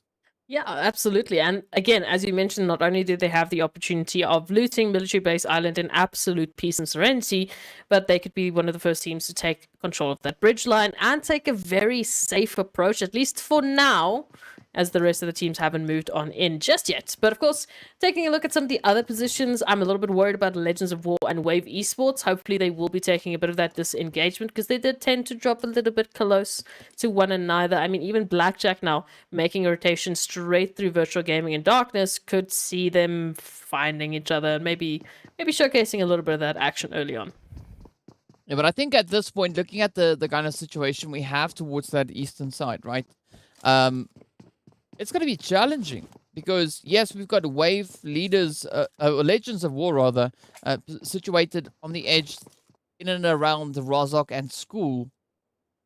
So that kind of gap, that opportunity for the rotational pathway in towards the zone, at least a comfortable one at this point in time, that gap is closing. So, I mean, if Blackjack, rather, are able to get that rotation sorted, they could get themselves situated much, much further on towards that western side. I mean, if you wait too long, that opportunity is gone. Yeah, no, if you do, then, well, you can say goodbye to that opportunity. So we might see some of the teams who do you have in mind that we had such a northeastern flight path, just making that connection, saying, oh, okay, well, because we've had such a dramatic shift, let's make one of our own, right? Let's go towards those western regions. Let's get ourselves a nice coastal opportunity, and then, hey, move that on even further. But looking at this now, a good shift coming through from some of the teams like Darkness, trying to make a good position into zone. We do see Fantasy just being a little bit of that Well, that scout, that very brave scout for, of course, Lag Esports here, as they're taking a look towards VST's territory and trying to get themselves information. Hopefully they are ready, because Zaxi does seem to be moving up a little bit closer to these compounds. Yeah, but I'm curious to see what's going to happen, especially at the hand of VST, right? Because they are currently quite spread out, particularly in that very peer Western Bridge kind of territory. But I think once Zuxi maybe picks up a little bit of the pressure that is on its way, they could either decide to fall back, or we could see that full send, that full force of VST now moving straight onto the defensive position. That could be the case here, but of course Zaxi, at least in the back of their mind, has the the relief that their teammates aren't too far behind. At least I would have said that if it was 5 minutes ago, right? Because VST have now split up, and Lag Esports, on the other hand, have moved into backup fantasy. And with the vehicles that they have at their advantage, if they were to pick up any sort of engagement here, well, it would be going in favor of Lag Esports, at least for the time being, just purely based on rotations. Of course, we know Blackjack Esports getting some good information as well, thanks to Iron making a bit of a trip down the Valley of Danger. But so far, it seems they're okay. Yeah, I mean, they're okay, right? It's not going to be the craziest play in this Valley of Doom, or whatever you want to call it. And Danger. then I'll do, yes, Doom, Danger, whatever, right? But of course, as they now move in towards Potato Hill, I think it's a good anchor point to set up at least on the edge of zone. But looking at the rest of the teams that are yet to rotate on through, I don't think they're going to have any particular team potentially looking to challenge them for that kind of position itself. Instead, we are seeing the players here from Blackjack focusing to just get themselves situated much further in towards zone, right? Opting alongside this kind of Pachinki territory, but they need to be careful because we have the entirety of Myth now situated up in towards Pachinki itself. Ooh, and we know what Myth is capable of, right? We know how they are able to take this even further. So definitely going to be keeping an eye out for them. What I'm also interested to see is, hey, 1 million making that western shift already. Lazy Boy and Co moving in much further towards that southwestern position. So they are actually the team that you were asking for, DK, making that shift and making that approach, trying to take control earlier rather than later, and being one of the first teams to do so. Well, I mean, ask and potentially you shall receive, right? I mean, the same thing goes for the teams here. So we can see Buden now trying to pick up a bit of a altercation rather with the players from the Super Young Stars. Messi on the front line does have the reinforcement of the rest of the team. They're all, of course, hunkered into that 1 or 2 compounds. But I'm loving the spread coming through here from Desert Flame, right? We got Buden on the front line, the rest of the team just off to the side there. And I'm curious to see how they're going to look to play out that position with regards to Super Young Stars. But as we move over on towards Darkness, we are seeing Virtual Gaming actually rotating on through, looking to contest with them for this position as Zizal now gets down right then and there. And it's the opportunity for Virtual Gaming now to come through with a bit of a rush. Oh, moving on into Darkness territory, and with a speed of note, Zala already down. One shot will be here for that confirmation. So already Virtual Gaming, they smell blood and they want a little bit more. But of course, Darkness are quite split up. It's Ghost to make the first move here towards Zeus. Ooh, up comes the trade, the strafing. It's now a bit of a chase around the rocket to see where those shots are going to be finding themselves. And of course, it is going to be Zeus moving up to a little bit of that elevation. Why run around the rock if you can just full on send it? And that is going to be the end for Ghost. So Darkness now starting to feel a little bit of that pressure come through. As we can see, Tornado and Iron are going to be the final 2 contenders left for the team to make all their dreams a reality. But I'm not quite sure what they're going to be able to do from this point, as we are seeing that mass convergence of team, right? The entire zone is looking absolutely jam-packed, and we are yet to see Slimeful KT, as well as Titans, Virtual, and Darkness now find a little bit more security. Yeah, it is going to be a push into that eastern part of the zone, as there are a little bit of the stragglers. But as you mentioned, Esports, they were that team to make the rotation to the military base island, so they could come through in from that western bridge rather than trying to, jump up and fight a position in the east. But of course, we know VST Lag, they're currently situated within just the edge of that western bridge, so might be a little bit of danger spewing out later for Triple Esports, but we'll keep an eye out on that for the time being. As you mentioned, Lag and VST just here towards that western bridge. As you can see, it's just to the right, or maybe not. There's a few pixels out in the open that you can't see, but this does mean that if they continue to just stay around here, maybe fighting one another, that can spell danger for Triple Esports in the rotation. Yeah, well, who's also going to feel the danger is going to be Iron there from Darkness, as it now turns to Tornado to see whether or not they're going to storm the bridge or maybe just continue to stick into that position. Iron, or Tornado rather, does mobilize themselves, looking to improve the positioning. But again, right, very limited options remain. We've got Virtual Gaming right there alongside them. We've got Myth not too far away off in the distance, as well as VST. So I'm curious to see where Darkness will actually be able to get that longevity to come from. Because, I mean, definitely Tornado doesn't really have a lot of options at this point. No, not a lot of options whatsoever. I'm still waiting for Triple Esports to make their approach into the zone as well. So there is still a lot of teams, well, at least some teams that need to situate themselves at least comfortably into this next phase. So that already spells out a little bit of danger as the teams, try and fight out for their, preferred location, what have you. And yeah, we'll have to wait and see when that trigger is going to come through. Of course, we still have all 16 teams, one way or another, still well represented into this second wrangle of the day. I am going to keep my eyes out, of course, there towards Slimefork AT, actually taking such a northern rotation into zone. Yeah, that is quite the northern approach to take, but I think there is some credit in that, right? Just really trying to not find themselves in too many pressurized situations. Absolutely. So that could actually award them quite a bit of longevity, especially that we are seeing such a clumping of teams further down in towards that zone.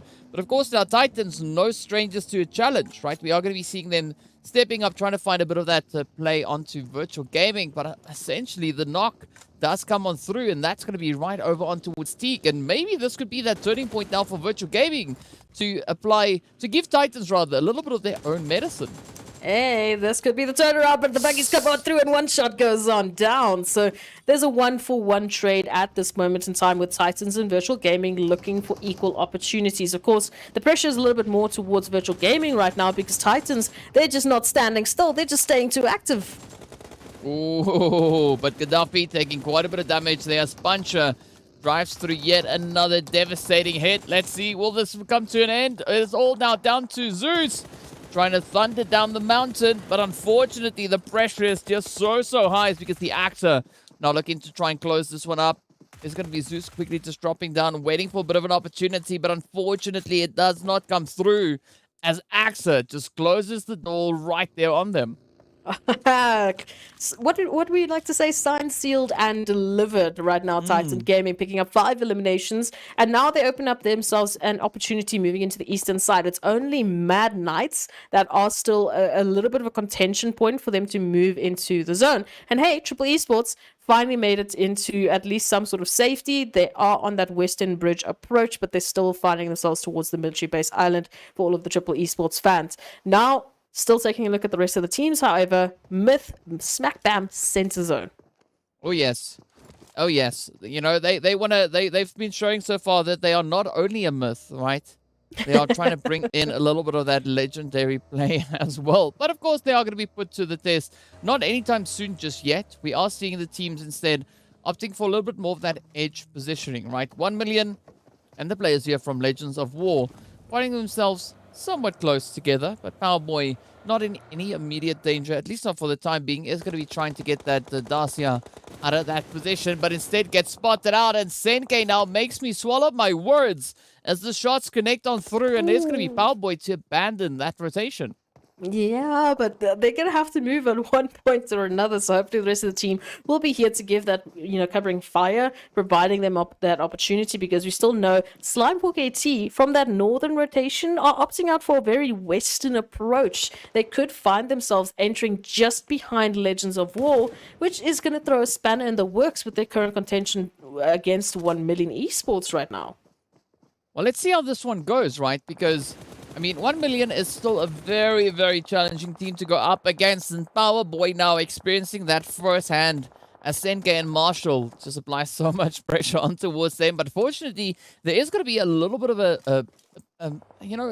a release of that pressure coming through. We are seeing those third-party sprays coming in as Titans are coming in with a bit of that third-party action.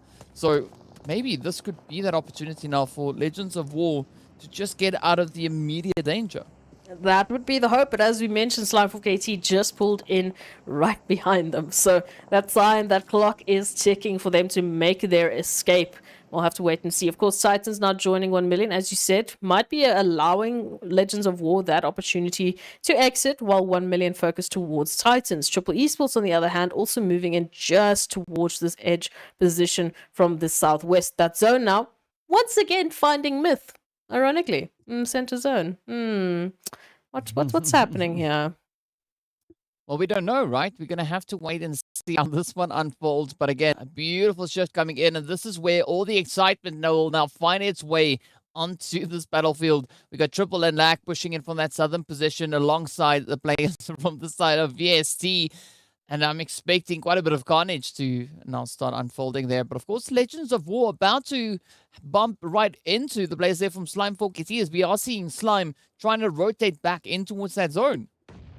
Oh, Slime4 KT now moving on up. As you said, this is what we were worrying about. Just behind Legends of War, and now they're looking to take this even further. They're not investing full just yet.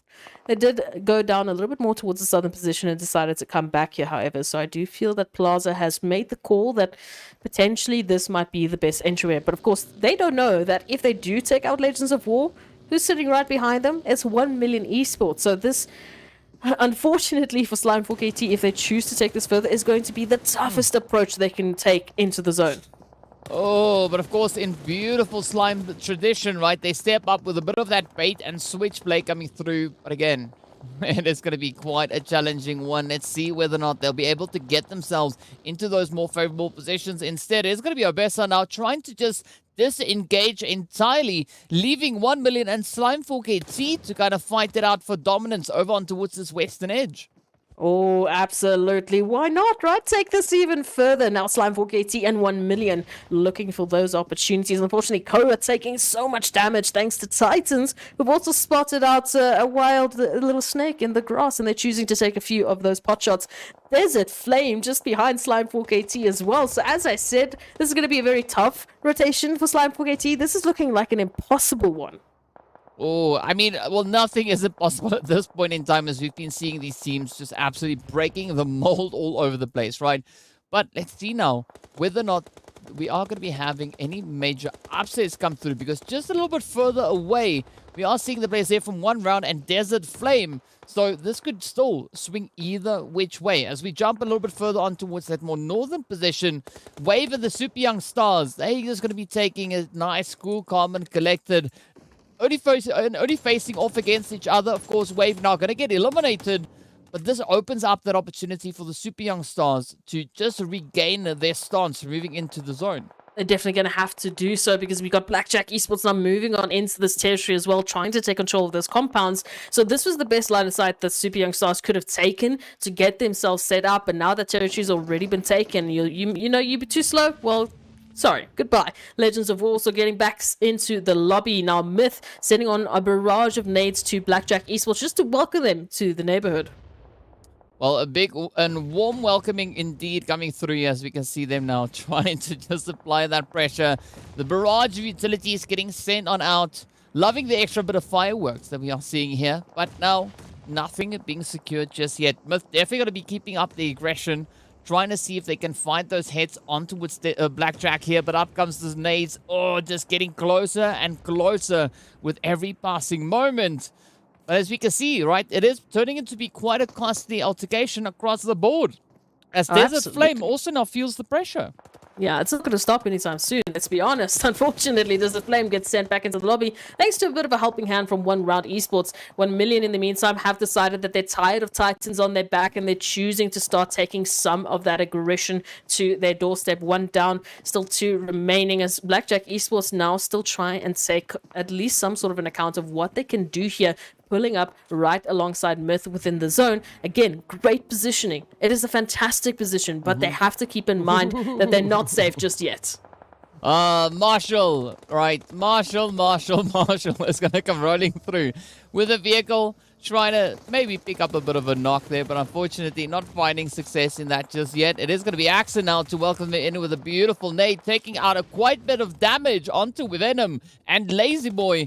The shots making their way on up. Oh, but there we go. That extra little bit of third party action coming through. And again, still 1 round, 1 million Slime and Titans fighting for possession of the edge of zone. 1 million now being able to alleviate the players coming through from the side of Titan. Ooh, okay. Winner chicken dinner record might be out on the cards, but what's not on the cards is, of course, who's going to be our winner chicken winners for this. Erangel, 1 million, now taking quite a lot of heat as all of the teams are trying to focus their position. Lag Esports applying some of that pressure as well, alongside Slime 4KT, and of course Lag holding the southern approach into the zone. Oh, but up comes the nades once again. Look at that Mad Knight now getting absolutely obliterated. But of course, a big response being sent through here from Triple Esports. Now, up comes VSC looking to crash the party. A quick little bit of a raise going to come through on the side there of Triple Esports. But let's see what Zuxi and the rest of the squad now have planned. Up comes It's a Bird, and it is going to be absolute carnage. That is what they had planned. But let's see whether or not they're going to be able to close this one out. Triple Esports just waiting on the outside of this little shack. So Chemo's still trying to keep this pressure really, really high. It's not going to stop anytime soon. It is not going to stop at any given moment. AVST now up into the pressure cooker here with Triple Esports, and Chemo applying some great hits and finding the final one. That it is. It's a boot goes down alongside the rest of VST. But of course, it's not out of the woods just yet here for Triple Esports. They still have to recover their numbers. Well, Carnage will reign supreme at least for now, as you can see Kingerman trying to quickly just get themselves back into the safety here, but unfortunately it is a super contested position. Chemo's right there alongside 7 Reef are going to be getting themselves just out of the smoke. Up comes the hits. Oh, and it is close right then and there. Mad Knight out for the count. Out in 8th place they go. Lag trying to swoop in with a little bit of that third party action, but they're feeling the pressure come through from 1 million. So wherever you go, there's no certainty whatsoever. No, absolutely not. There isn't, because all of the teams want this just as much as the next. Of course, it is a vital opportunity for Lag. It's a vital opportunity for Myth and everyone that's still alive to close that gap into the top 12. And now taking a look here at Super Young Stars applying a great amount of pressure here to Blackjack Esports. The barrage keeps on coming. It's just those final hits that need to connect, because we know their time is numbered. They still need to get into zone.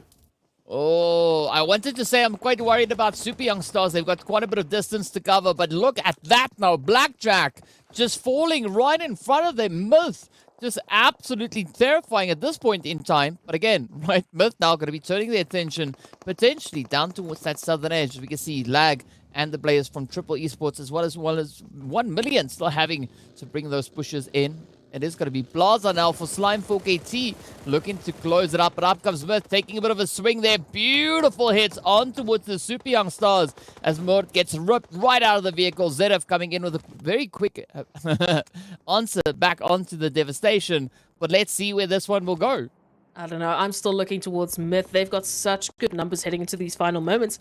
And they've got fantastic positioning on the rest of the teams. Line of sight in the bag for anyone right now.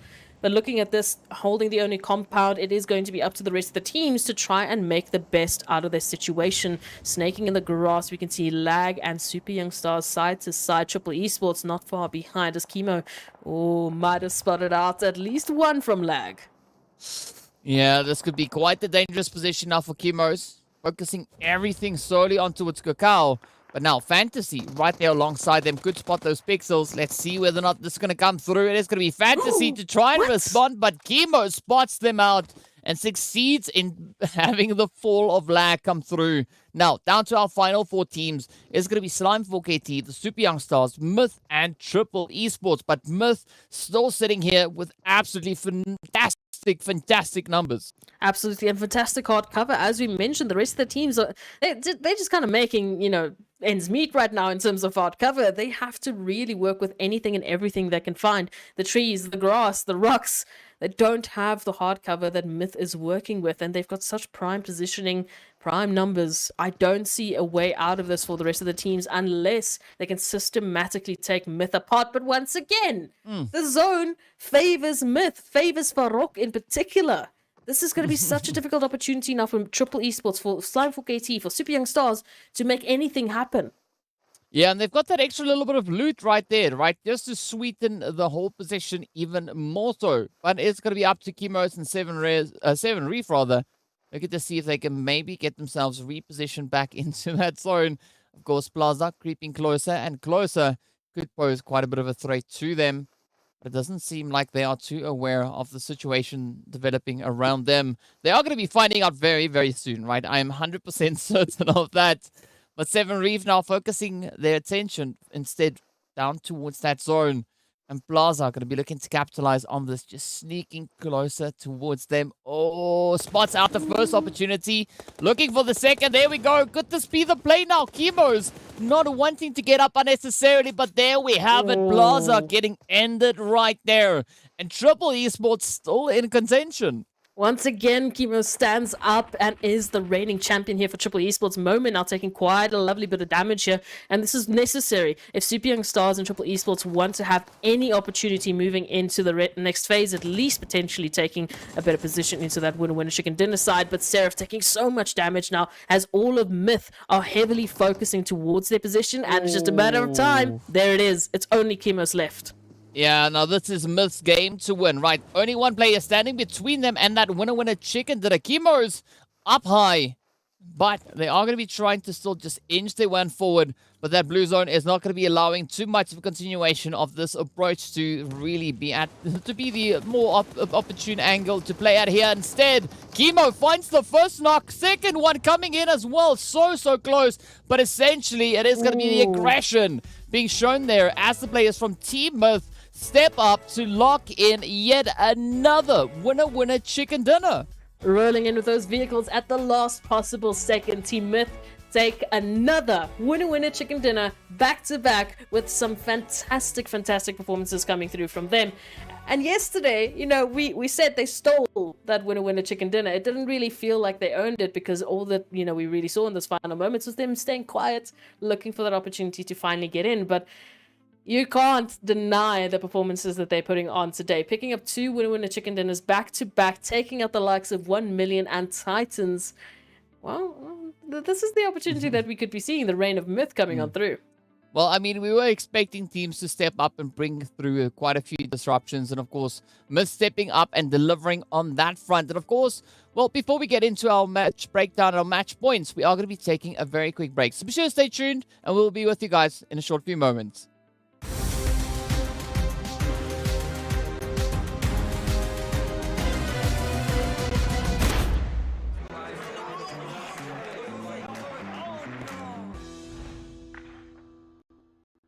If only I had a gun, I would take over the punching kick.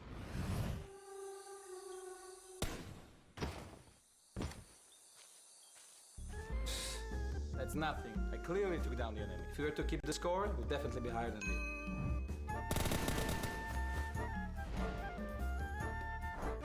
If I hadn't thrown the wrong grenade, I'd be eating chicken dinner for sure.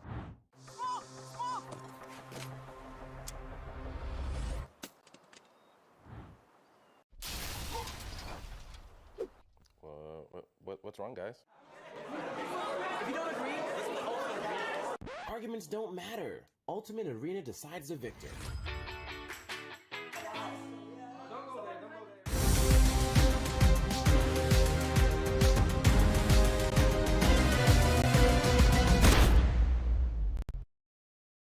Hello and welcome back to the action right here in our fourth day of the PUBG Mobile Pro League Africa Fall 2022 season. This, of course, is week number 2. We've already concluded our third match of the day. We saw the players from Myth bringing out an absolutely mythical performance, right? Locking in their second winner chicken dinner back-to-back with the one that they had coming through over on towards Miramar. So it seems like today is that absolutely phenomenal day for the team of Myth. But of course, let's take a look at our match rankings to see where the teams find themselves. It is none other than Triple Esports hard on the heels there, right? Both teams, Team Myth and Triple Esports, locking in those 7 eliminations. We see Slimeful KT then coming through with 8 to put themselves on a grand total of 16. 1 million also sitting on 8 with 12 points in total. But Titan Gaming still just showing up with the aggression, right? Those 9 eliminations, securing themselves a grand total of 10 points for this match. They've got such a well-rounded lead from the likes of 1 million or anyone that's in close contention to closing that gap that they don't really need to stress at this point in time. But it is great to see other teams stepping up and taking the winner chicken dinner mantle up upon their shoulders, especially Myth and Triple Esports, as we know. Big shout out to Kimos there in the final moments, not only taking out Lag, but not only stepping up against Team Myth, nearly clutching out that 1-on-3. It was absolutely phenomenal work, and I hope that they are absolutely screaming in the comments, getting that momentum and that hype ready for our next Erangel. Yeah, I mean, they are really starting to set the bar, right? Starting to push it up. I mean, should Myth be the team to rise to the occasion, looking to topple the players there from 1 million or Titan? I mean, that is definitely on the cards based on how they've been performing in these past 2 games. But as we know, right, we still have a little bit of a way to go as we take a look at that second page. We've got the players there from 1 round sitting on their 4 points in total, alongside Mad Knight and Virtual Gaming sitting on 3 points each. But of course, Blackjack only securing themselves 2 points. And of course, Darkness only on 1. The rest of the lobby not finding any success, at least not in this match. But as we move into the next match, right, again, they will be presented with yet another opportunity to bring in those improvements.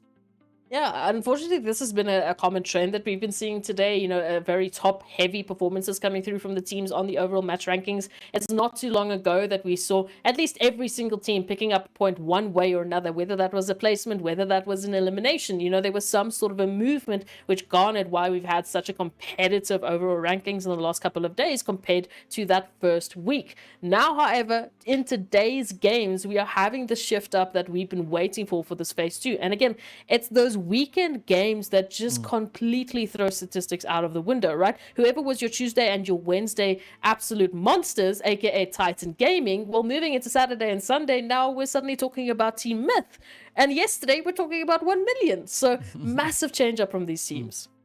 Yeah, but at least we know at this point, Myth won't be stepping up with yet another winner chicken dinner as we move into our 4th match, right? Now, the only reason I can say that with confidence is because they're in the group that's going to be sitting out in this next particular game, right? But again, the opportunity will present itself once we move back in towards Sanhok. I gotta say, right, some really beautiful performances coming in. I mean, Titan, they locked in 9 eliminations. Yes, they didn't finish with the craziest amount of placement points, but they still made it so contentious and made it so challenging for anyone else to get that locked in. They were really on the ball here. But again, just managing to show up, managing to pick up some sort of points does make a difference when you've set such a lead that Titans have. As we mentioned, I believe when we looked at the standings last, 1 million was around, I think, 93 points away from them. Now they get 12, Titans get, 10. It's not much of a difference. So just as they're climbing, Titans are also climbing, still at least somewhat keeping that gap, if not growing that gap at the end of the day. But we'll take a look at how the next map is going to be looking at. Hey, there we go. We can actually jump into the overall ranking so we can see how bad my math is. Yeah. Well, I mean, it's 95 points at the moment, right? So I was close. Yay. Yeah, sure. You were. I was 2 points off. I was close. Yes. I mean, close but no cigar, right? But we are seeing a little bit of that breakaway coming through also then between 1 million and leaders, right? That still remains quite a bit of a gap. That's 44-point gap that we've got coming in. I mean, it's not impossible for leaders to catch up with 1 million, but they definitely will have to bring that extra additional layer of focus through should they aim to achieve that moving into this next Erangel. But I'm loving how just the level of contention that we have here. I mean, Slime 4KT alongside Soul Esports, who find themselves just behind Team Myth, who are also not too far away from 1 round. So things are really starting to shape up, but we are having that slight tad bit of a breakaway coming through in our top 7 teams. Yeah, so finding a little bit of that change up, as we mentioned previously, it was still looking very contentious all the way from 5th place down to 20th with only about, I think you said 41 points, separating the teams at the beginning of today. But already we're seeing that consistency move on through. As we take a look at the second page, of course, we know Top 12 is where it's at if you want to get yourself into Livik. So now VST are the guardians of the top 12 gates, holding 84 points. And of course, Virtual Gaming not far off with 78 points. Then it's 77, 74. Again, it's very, very close and contentious. I feel like one good game from the likes of Virtual Gaming, Desert Flame, Wave Esports, Blackjack Esports could see us changing up these top 12 slots. Yeah, it could definitely change up those top 3 slots, but, you know, it's still going to be a very, very tough play. As we know, also getting closer to see what the result is on that second page, right? I was doing the math for a quick little second there, as we did see the players coming through in that 8th position, sitting on 80 or 91 points, rather. We move over onto the 3rd page. This we'll get to see what that point situation is, right? The team sitting over in 20th position, sitting on 55. Now, what that tells me is that there's a 37-point difference between 8th place and 20th place, right? That is one match. One good match coming through from Mad Knight, for instance, could see them moving all the way from 20th up into that top page, potentially. But it's also crazy as at the end of last week, right? We had just said, wow, at least all of the teams on this side just got themselves over 60 points. Now we're still in our second last day of play, and the team's already at least bettering that, maybe even going even further than that, moving on into the rest of today and tomorrow. So this is just an overall improvement, DK. This is the moment that we've been waiting for these teams to really shine and showcase what they've been working on. Yes, that could be from the one day of rest, but then you should get excited that we have a whole week of rest coming through for these teams. Well, then, based on math, right, I would hope to see a 7-fold improvement or 8-fold improvement, because technically it's 8 days, right? I want to see that extra bit of change come through, and I honestly cannot wait to see what the teams will bring on. But before we get anywhere and we get too ahead of ourselves, it is time to move in to that the last Erangel, rather, of the day. This is Erangel number 3. It is match number 4. Of course, well, it does seem like the teams will have to deal with a little bit more of a more centralized flight path. A nice improvement on what we had the previous time around. Again, it doesn't mean that zone is going to necessarily follow suit, because we had a very northeastern flight path from the previous map, and then it went all the way to exactly where the flight path is taking us currently. So we'll have to wait and see how that's going to change up. Of course, looking at this one, we don't have Blackjack, we don't have Legends of War, Team Myth, Titans even joining us on this side of things. So this is a really good opportunity for 1 million to hopefully make a massive dash into catching up against Titans. That might really see them having a good end to today. Yeah, it could definitely be a result, right? But, I mean, it's going to be an opportunity for Venom to potentially try and catch up a little bit there. I mean, that was such an absolutely insane amount of performances we've been having coming through, as we can see of our elimination leaders, our damage leaders being pretty consistent there. But then we move into headshots. It is going to be a Titan-dominated slot right there. And this could be the opportunity for any of the other teams now to try and step up and get one of their players up in towards those rankings. Absolutely, and I would hope so, because it's good to see once again that we're not having that, okay, I will talk about that later. Let's just talk about that zone, shall we? Let's just talk about the fact that Arab Golden and Solar Esports have just joined the fray, and they're getting a zone like this. Oh, yes. Oh, yes. That's what we want to see, right? We want to see the teams being presented with a little bit of that extra nice night, right? We want to have that extra bit of a change come through. And I mean, this is the opportune moment now for Arab Golden and Soul Esports to just try and capitalize. But again, it's also going to be that opportunity for Zero Tolerance to bring in that extra additional bit of a push, right? We know that they are sitting all the way on 61 points, but they are sharing that position with Legends of War. And as we know, Legends of War aren't playing in this game, so this could be their breakaway opportunity. Absolutely. So, wow, what a zone to actually be gifted on Erangel. So we'll have to wait and see who's going to be making that quick dash into Military Base Island. You know, already Ghost is looking at that bridge line. Desert Flame making a little bit of a joining movement to join that Sanhok Island. Unfortunately, taking a lot of very close hits thanks to Adleno, but it should seem, hopefully, that Flacco will get out of that position as they just cross that edge line. Taking a look at the rest of the teams, of course. So other than Soul and, of course, Arab Golden, who we know always venture towards that military base island, we've already got Desert Flame joining the fray. We've got Darkness, at least in the form of Ghost, jumping up into this location. So I don't know how Arab Golden and Seoul Esports are going to handle this, because up until now they've been completely uncontested for this location. Yeah, they have been uncontested for quite some time, but this is the excitement, right? Teams that are getting a little bit too comfortable. Sometimes there's, one or two things that gets overlooked, and I'm loving the fact that the teams are now continuously being put on their toes. You see DWAS also not just trying to rush across that bridge. It is going to be, it's a bird. Fortunately, it is the M16. So I do think that DWAS, oh, no, never mind. Down they go. I mean, that's why it's a boot uses the M16 and I don't, right? Because they can manage that burst mode, and I despise it. And it is a bit of a tough one to work with, but hey, if you've got the angle, it just provides you that extra little bit of opportunity to, just readjust, get the final angle, get the precision shot on coming on through. So VSC great, picking up at least one elimination with the chances that we know they like to hold on to these bridges.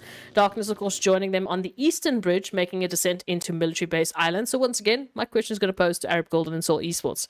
How are they actually going to contest this and deal with the fact that there's sudden intruders in their military base heaven? But of course, the rest of the teams haven't been quite convinced that this is a military base pool, right? We still have majority of the teams holding onto their main island approaches, still a little bit slower to take that rotation to the southern part of the main island into the actual zone. So it's going to be curious to see how it's actually going to end up, because some of the teams not really wanting to take that gamble. Well, I'm pretty convinced that Darkness knows that Seoul Esport is positioned down in towards Nova, right? Because if they've done their VOD reviews, that is a fact that they should be well aware of. But look at the rest of the teams now moving through. Aside from the slight bit of congestion we could be experiencing on those bridges, I'm expecting the teams to really start pulling towards the positions on that coastal edge. That is kind of just what we see happening when the zone makes that southern shift. Until we are 100% convinced that the zone is going to be moving down towards the Sosnovka military island, that's kind of the second best position the teams to play at. Yeah, no, absolutely good opposition. Ooh, Ghost though. Just spying out some pixels that are moving for some very odd reasons out in the distance, but not going to be taking any of those shots just yet. Of course, just holding good positioning right now and getting great information for the rest of the team. They know exactly where Seoul Esports is hiding out and what kind of position they're actually holding. So might smell a little bit of danger later on for Seoul Esports. Now taking a look at that zone, moving on through. Some of the teams that have to take the longest rotation would be Super Young Stars up there towards Savoni. It would be one round there up towards the North Georgia Pool Containers. And even, I would say, Slimeful KT. They're up towards just Napoliana. Yeah, it is going to be quite a bit of a range for them still to cover. But I mean, speaking about range, Ghost trying to bring in those ranged assaults. And up comes Leaders Esports as they now look to push across this western bridge. Of course, they are being met here by VST. Oh, but Zuxi getting rushed. Up comes Morteza and Wasted looking to close it up. Oh, it's a boot now. Going to be feeling that sting come in. Will they be able to get themselves out of the pressure cooker right here? No. Instead, it does seem like Leaders are going to continue with their role and looking to bring in a little bit of that repossession. But look at that, though. Ooh. Fevo getting spotted out. So a beautiful bait and switch coming through here from Leaders. Yeah, VSC, they're not really used to holding this side of the bridge. Normally they're on the main island, so not the normal rotations they would take. Maybe a little bit of a change up in preparation that they need to, just adjust, because, I mean, this is the first time that we've had such a sudden shift on Erangel.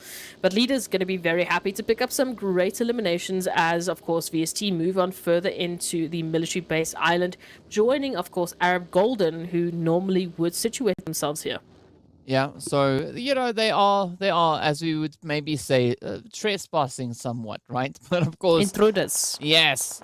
Of course, as we move towards the north, it is going to be lag. And the players here from Wave, keeping a very watchful eye on each other. No one really going to be jumping at the opportunity, showing a lot of that trigger discipline for the time being. But as these positions start getting closer and closer and the zone gets more decisive, that is where we are going to be seeing a lot more of the action now start to come on through. We do have the players there from Triple with a bit of a botation and doing it so in a beautiful skin. Quite the amusing approach that they are using right here. Really, really efficient. Best boat. The best boat. No one can argue. This is the best boat. I don't ever want to hear an argument to this. This is my favorite boat now. All right, yes, Triple Esports making the most stylish rotation I've seen in many a year coming through. It looks like they might find themselves just behind Desert Flame Esports, who are having a very split approach to that southwestern portion of the military base island. At least with Triple Esports, because they have that boat, they will still be able to give themselves an exit strategy should they need to reposition. So I do like that they're actually putting time into that rotation. Yeah, but I mean, they could essentially be pulling all the way to that far southern edge. So, I mean, that could be a very big brain play coming through from them. Meanwhile, there's going to be VST and Arab Golden getting into a little bit of that altercation. But, I mean, this is only the first of many yet to come. We got leaders looking to improve their overall positioning. Arab Golden also going to be focusing a little bit more of that effort inwards. And now it is going to be 1 million having to face off against not only the players there from Zero Tolerance, but also one round heading towards them. So I'm loving the kind of congestion coming through on that western side. But there the zone now goes, just confirming even more of a positional play over on towards that Sanhok Island. Absolutely, which is why 1 million is getting so much pressure from the surrounding teams, especially the late teams making their later rotations, trying to get a good position up here towards the coastal line. Taking a look at it now, Primorsk is going to be, lit on fire shortly as the teams are moving in closer and closer. Zero Tolerance, of course, being just up ahead of one round, a little bit closer to 1 million's position, but 1 million might actually go towards those dock positions there at Primorsk, holding that position. Maybe they've got a boat already in play should they need to make a quick dash into the military base island. Oh, hey, thank you for answering my question. Well, there we go, right? No speculation needed whatsoever. But of course, it does seem also, as we look onto the map, speaking about rotations, that the players from Triple Esports that went for that southern rotation, they've run out of fuel, and they've now opted into the drink to have a bit of a swim back onto the mainland, or at least onto that southern island. But we are seeing quite a bit of congestion coming through on both bridges, right? The western one still pretty much being held by Leaders Esports, and over on towards the eastern side is going to be the players from Lag, trying to see if they can get themselves situated. But we got one shot, and the rest of the crew also just welcoming them in, looking to make it pretty difficult for anyone to rotate across. It must feel so good for Seoul Esports to finally be on the other end of a bridge camp. This time, they get to sit and wait and welcome the teams into their known territory. Of course, a lot of teams in and around the area to try and do the same here towards the western side. It is Leaders in Darkness who have taken up this great position, but now they're fighting for control. They're fighting for supremacy to see who's going to be picking up those eliminations first. Yeah, so far, some pretty good positions being held by both teams. We can not really see anyone sitting at a disadvantage here, but it's all going to come down to how these positions then get played out. We have Wave also on the approach, and that could maybe bring in a few of those upsets, but now Wasted is going to be looking to reach in with the utility, sending those grenades right on through. Could that be the confirmation? Or no? Fortunately for Darkness, it is not. But up comes the rush now. Leaders using the opportunity presented to them to just full on send it and just dial up the aggression. Absolutely. Moving on into this territory, it is Tornado that's not looking too great in terms of the HP bars, but Wasted with the prime flanking position. And again, Leaders Esports, they're only 3 players invested into this altercation, so they do at least have one player on the sidelines just holding and wait, seeing if they need to hold for any sort of flanking rotations or long distance engagements. But of course, it is going to come down to those final triggers. Leaders now looking for an opportunity to get involved, but they're hesitant. They first need to find an opener. Yeah, but they don't have all the information they need to get that full-on push going up. Of course, we are seeing a little bit of an off-position angle being played there by Shadowin as well, right? Just trying to keep that extra bit of security and also trying to find those additional angles. But Morteza now going to come rushing on forward. So excited that they've gone all stiff, but up comes the push now. Morteza applying the pressure, waiting to see if they can find the angles on towards Zildal here. Oh, a little bit of chase, but not finding it. A great escape being pulled off right then and there. But, Leaders will continue with the efforts, finding that knock, but it's a fair trade on either side. Yeah, Morteza definitely needs to bring the T-pose back in because it's clearly some great luck moving into this altercation. Again, Darkness. Salah is down. Ghost now trying to go for that rest just on the outskirts, but Morteza might be taking this as the push alongside with the teammates. They are looking for this final confirmation. Around the corner they go, finding that connection onto Ghost. Salah is going to be going down. Oof. Yeah, that is a very unfortunate play, but now it all turns on to Iron to see whether or not they can keep up the front here, but Morteza trying to just push on in. Let's see whether or not this is going to be on the boards for them, but Leaders just stepping up so aggressively. Up comes Wave adding into the mix, so whichever way this kind of one plays out, Wave is going to look to come through with those third-party plays as well. Absolutely. Moving on forward, we still keep our eyes on Leaders Esports here. They still have their numbers. Darkness definitely have the pressure riding on their shoulders. Tornado not even with an inch of HP to work with. And now all of a sudden, it's Zakaria joining the fray alongside D3S. Tornado might not be in this match for much longer as we see that HP bar not looking the greatest. Well, we'll see where this one goes. Of course, there's going to be those utilities getting cooked up once again. Up comes Zakaria, pushing forward, finding the trade on towards Tornado. Down they go, but now it is going to be Ivar to get caught out in the open there. As Morteza just jumps at the opportunity. Gary Boy still in contention as well, trying to lock it down. But let's see where it goes. Wave trying to close up, moving forward. Leaders now trying to patch up. They're wounded here. But Wave still riding the storm. Could maybe just absolutely obliterate the rest of the opposition here. But it's not going to be an easy one because Leaders making it so dang difficult. And of course, it doesn't guarantee that Wave Esports is going to be the last third party to join this action. Super Young Stars not far off already on the bridge, making their approach, already going to be hearing and seeing all of this utility going down. So they know exactly what is happening. They might look for a piece of the action. Oh, but up goes the third party hits. D3S locks it in. Down goes Wasted. Is he going to get the confirmation though? Up comes the opportunity, but Morteza just putting so much damage into Wave. It is going to be D3S stopped right in their tracks. Zakaria getting downed.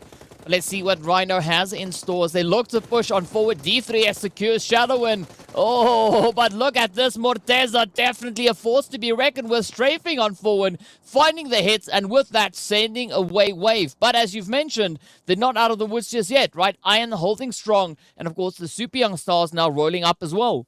Yeah, they're going to have an opportunity here to jump in and pick up some great eliminations if they choose to take this turn. I'm just keeping my eyes peeled on that mini-map. It does look like they're taking a little bit of an approach here. They're going to be taking their time, however, because they don't want to jump in just to the craziness just yet. But that zone is going to provide Super Young Stars and Arab Golden VST a great opportunity moving on forward as they find themselves fantastically zone-blessed. Yeah, but this is definitely quite a challenging zone to come through, right? As we can see on the screen, there's going to be Soul and Slime for KT fighting it out on this very northeastern edge. But neither of these teams having that security of the zone itself just yet. But of course, here we go now. It's going to be that opportunity to shine as Soul Esports look to find a few of the trades, finds a little bit of damage on towards Plaza. But now Raouf having to try and figure out how they're going to make this one fall into place. Again, not the easiest position to play out, but maybe Slime could look to disengage as we are seeing them starting to fall back, heading a little bit closer towards the zone. Still a lot of pressure coming in on the southern edge of the zone as well, right? Mad Knight alongside Virtual Gaming, Triple Esports also just hanging around in the vicinity. But Kingerman showing that trigger discipline. Oh, there we go. Takes aim at Gaddafi, but unfortunately, it proves to be quite challenging. The observers can just read my mind. I was looking at the southern position with Mad Knight, Virtual Gaming, and Triple Esports. Triple Esports just managed to disengage, unfortunately pulling us alongside, again, Arab Golden. So those contentions continue as a 1-for-1 trade comes through. Triple Esports still looking for an opportunity to really get back at Arab Golden while they try and relocate, getting a better angle into this contention. Well, let's see where this one goes. It is going to be up to Kimos and the rest of the squad now, having to apply the pressure. Ban just positioned up ahead. And that kind of gatekeep play not working out in favor here of Arab Golden. They definitely had the angles to try and pull that one off. But of course, now Ban having to make a break for it, pushing further and further in towards the zone, just having to try and regroup back into the safety. But Triple now coming through with that full onslaught, moving up, setting up the utilities. But we got Virtual Gaming moving in on the opposite end. And this is where we could see two players, Wiz and Angelo, potentially falling to these angles now. Oh, this is going to be a difficult opportunity for them to try and fight it on out. 7 Reef moving up that ridge line, but has to double back to try and get the reses going here. Ban has gone down. Lazy Boy now finding Morteza on the other side of things. Does mean that we're seeing all of these teams starting to really whittle away at the leftover numbers. 13 teams still left alive. Wiss now, of course, has to try and get back into this. Ban is all but gone. And Triple Esports, they look to take this further. Yeah, Kimo's now just trying to capitalize on that play, but up comes the blue zone, so I don't know if that one's going to be on the cards just yet. Meanwhile, Erangel are now continuing the rest of their positioning here. It is going to be Sin and Angelo having to face off, as it is Wiz now to get taken right on down. 7 Reef laying it on quite thick. Angelo trying to quickly bring Sin back into contention. 7 Reef on the approach, but not going to be full sending it just yet, right? Doing that due diligence because they don't have enough information. But we also see the same play coming through from Virtual Gaming alongside them, so still a very challenging play down south, but even more so up on towards the north and towards that southeastern edge. Yeah, it's time to be expected here because that zone just doesn't have a lot of hard cover to work with here. But M7MD says it's fine. I'm going to find you regardless, no matter where you are going to be hiding. I'm going to be taking you out. The confirmation is finally there for Triple Esports, and they are riding high with 4 eliminations. But now they need to face off against Virtual Gaming. Yep, up they come, rushing in at the opportunity. Kudos on at the players here from Virtual Gaming, not backing out of any potential gains that could be had. But Zeus not having the easiest time finding those connections just then. But it does seem like the rest of the team are going to be looking for a bit of a play towards that more northern approach, right? You can see one shot taking that plunge, trying to get themselves situated. Of course, finding themselves alongside Klasa and Flacco from the Desert Flame team. But Virtual Gaming now having to make that decision. Are they going to look to apply the pressure on towards Triple Esports, or will they turn their focus on positioning instead? Well, let's take a look at this. Virtual Gaming now making a little bit of a dash. In the meanwhile, they are going to make a pit stop just to take a piece of Lag. At least A9Q will go down. The rest of Lag now trying to scramble to see where those shots are coming from and how they can try and control the situation. Oh, but look at this. Look at the Zeus now having to decide, right? Are they going to try and take triple, or will they look to continue on to Lag? Oh, 7 Reef now getting greeted. Finds quite a bit of damage, but of course those third-party angles now being played out. Up comes that 2-2 split, and it works out for Triple as Virtual Gaming gets shot right then. But now, Triple moving into Lag.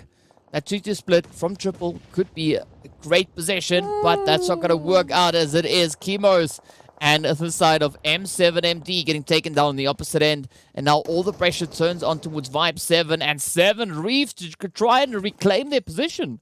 Yeah, so 7 Reef has joined the party just behind Kimos, trying to get that res on up as M7MD does get confirmed. But the nades, they're not going to stop from Lag at any point in time. So Kimo gets confirmed. 7 Reef takes a whole chunk of damage. And now, well, that rotation was for nothing because now they need to get themselves out of the situation. Fantasy going to be muddling on through with that fantastic spray. It does mean that Triple Esports, unfortunately, are down to only 1 member remaining. Yeah, a very, very devastating play indeed. But with that, we also see the players there from 1 million meeting their end. Zero Tolerance holding that advance back in towards the zone. We also see Super Young Stars going toe-to-toe with Slimeful KT and Mad Knight and VST facing off over on towards this very, very edge position. But here we go. It is going to be the Beast to step on through. Finds at Leno in the trade. Kingham and the rest of the crew yet to move on forward. But Slimeful KT now turning all their focus down onto the Super Young Stars. Winky with a great spray, but will it be sufficient? Up comes the rush. Super low in the health bar. Pronto trying to dance around the vehicles. And this could be that decisive play, right? Storm's also still holding on for the team. Oh, but it's not going to be on the cards. Super Young Stars gets taken right on down. And Slimeful KT, I don't even know if they're going to be able to survive this. We'll have to wait and see.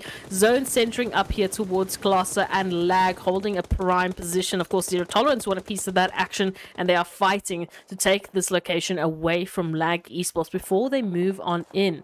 In the meanwhile, we are taking a look at a few other teams that still need to make their approach. Slimeful KT in particular, coming through from that northern side of the zone.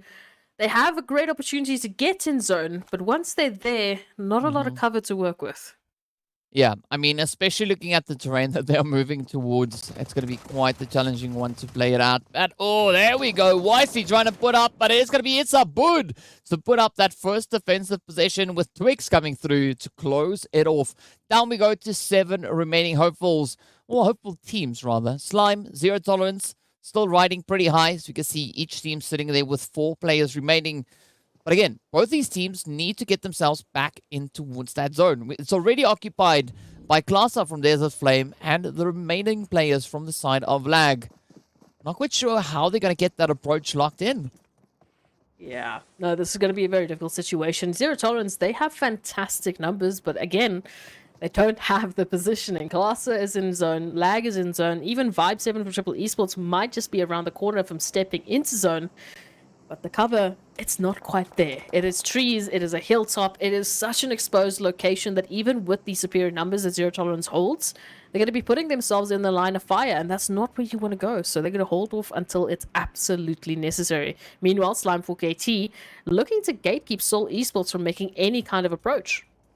Well, this could be the play to be had right here, but it's going to be quite a challenging play indeed. Soul not going to be backing down, as we can see YC coming through with a beautiful double knock right then and there. Twigs also going to be looking to apply a little bit of that pressure, but unfortunately does fall to the spray down. YC, meanwhile, just quickly, hastily rushing on forward. Oh, but the shots are connecting up. Storm not going to allow the pressures to be applied, but up comes Pronto, also looking to close it in. That extra little bit of pressure here. YC now in quite a bit of danger, but out comes the DBS, but it's not sufficient. That will not suffice. A Slime shuts the door. Down to the final 5 teams we are. Fantasy going to be holding strong there for the side of the LAC team as Kakao now gets traded on down. Glaser still on the front line, but also then falls as Zero Tolerance continues to advance. And this could be quite the contentious play coming through here from Zero Tolerance. This would be massive for Zero Tolerance. They could really make a big shift on this overall rankings. As we know, they have been sitting on that 2nd to 3rd page. They haven't managed to get themselves in a massive, massive game to really shake things up. But this could be it. Now moving on through from that west to north position as they take that 2-2 split. At least one half of Zero Tolerance has an easier line of sight into the zone. But of course, we know Fantasy hiding in the bushes could be a very surprising factor for either Zero Tolerance or Slime4KT to take it away from them. Yeah, that could be somewhat of a decisive factor to play. But let's see now, right? It is going to be Vortex trying to just up that loot a little bit, moving into this last fight. I think this is quite the decision to be made, right? Because some great timing on that extra bit of utility, but it's going to be Slime4KT already starting with those nades getting sent out. But it's going to come down to how Zero Tolerance look to answer the questions being asked here by the players from Slime4KT, because Slime holding on to that ridge line, but I'm loving this play coming through from Paradox and Lord, moving onto the ridge line, trying to see if they can find those angles to relay the information down to the rest of the crew. It's Plaza having a flanking position here, trying to get information, but now making the push up into Lord. Potentially, that vehicle is going to spot out danger for Lord holding that line, but is Plaza going to be able to see Lord to take the... There it is! Oh. Lord goes down, and now Zero Tolerance are on the back foot. Well, easy claps coming through here for Plaza. Stepping up, capitalizing on it. It's going to be, of course, now the final hopeful there to fall as Fantasy gets sent away. But now Slime4KT looking to show the dominant Skydo. Just holding up ahead, going to be the final contender, and they also fall as Slime4KT locks in yet another winner chicken dinner. But if I'm not mistaken, this was potentially one of their only few chicken dinners. In fact, I think that was the first winner chicken dinner for Slime4KT in the 2nd week. Okay, so we are having a very surprising day so far.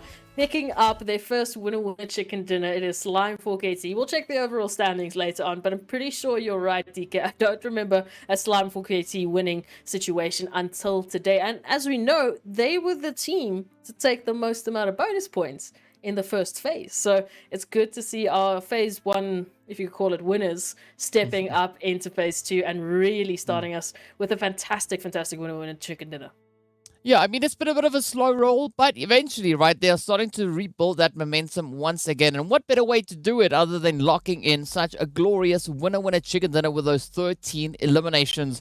Great playing coming through there from Slime. It was just a matter of time before we saw that coming in once again. But of course, as we know, right, we still have one more map to go, and that is going to be over on Sanhok, where we are heading into that absolutely close quarter altercations. And this is where the teams will have an opportunity to lock in that extra bit of aggression, locking in those elimination points, and potentially rising to the occasion and succeeding in locking in those plays. But of course, also talking about succeeding, right, we need to give a big shout out to our sponsors as well. So first up, a big shout out going out to Oppo. So Born to Win, welcome to the exciting match brought to you by Oppo. Get your gamer mode on with the much loved Reno 7 series.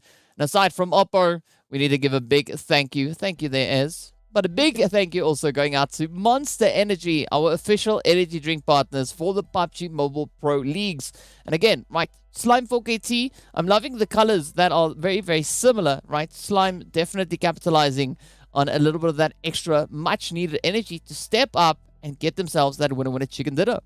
They absolutely made a beautiful push there towards the final moments, and it was a very difficult opportunity for them to actually make it happen because, as we know, Zero Tolerance, they had a bit of a better approach into that final zone, but, well, we saw what those vehicles can do from Slime 4KT. Plaza moved into the perfect flanking position, and then it was just all on the cards for Slime 4KT. But let's take a look at the match rankings to see how exactly they made it happen and how many points they picked up from that one singular Erangel. DK, it's going to be 27.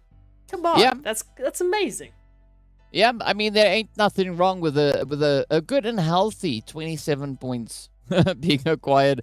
But of course, we see Zero Tolerance also stepping it up, right? 7 eliminations for that second place, 19 points in total. This is the kind of performance we've been waiting to see from Zero Tolerance. We know that they've been having a little bit of a tough run, but this really makes up for it. Well, at least to build that team morale. Right now, they just need to hold down on it and just keep on riding this beautiful momentum.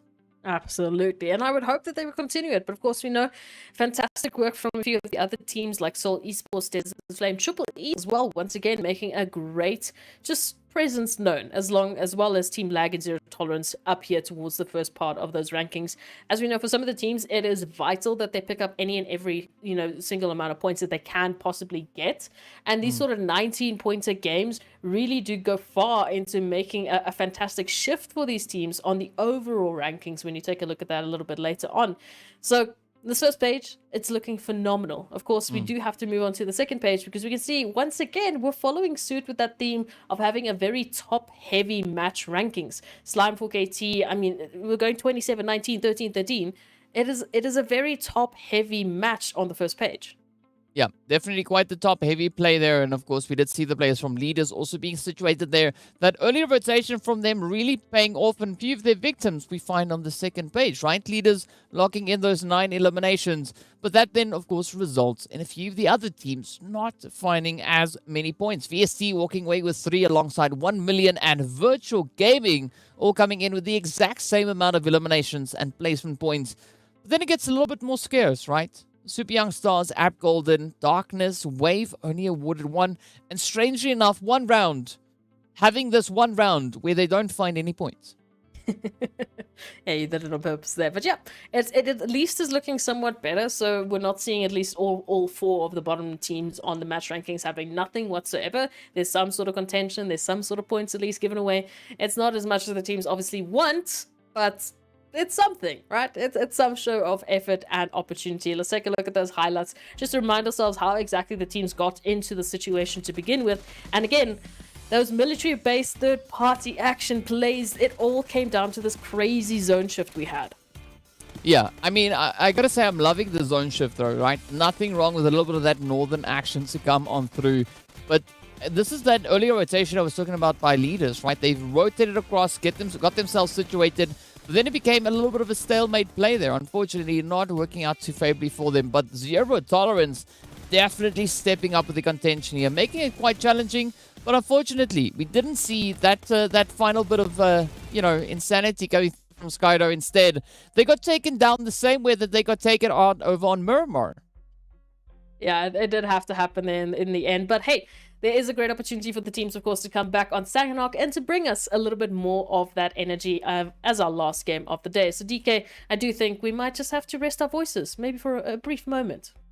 Yeah, quick break. We'll be right back. Stay tuned with more crazy action.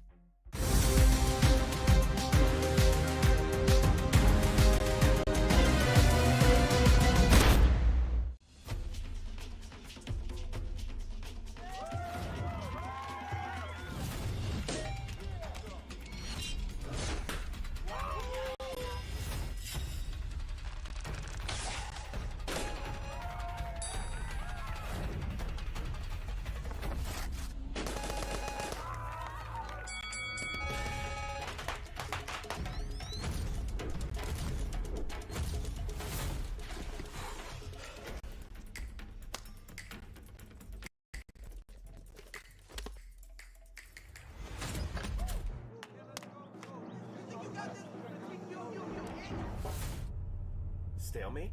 No problem. Ultimate Arena decides the victor.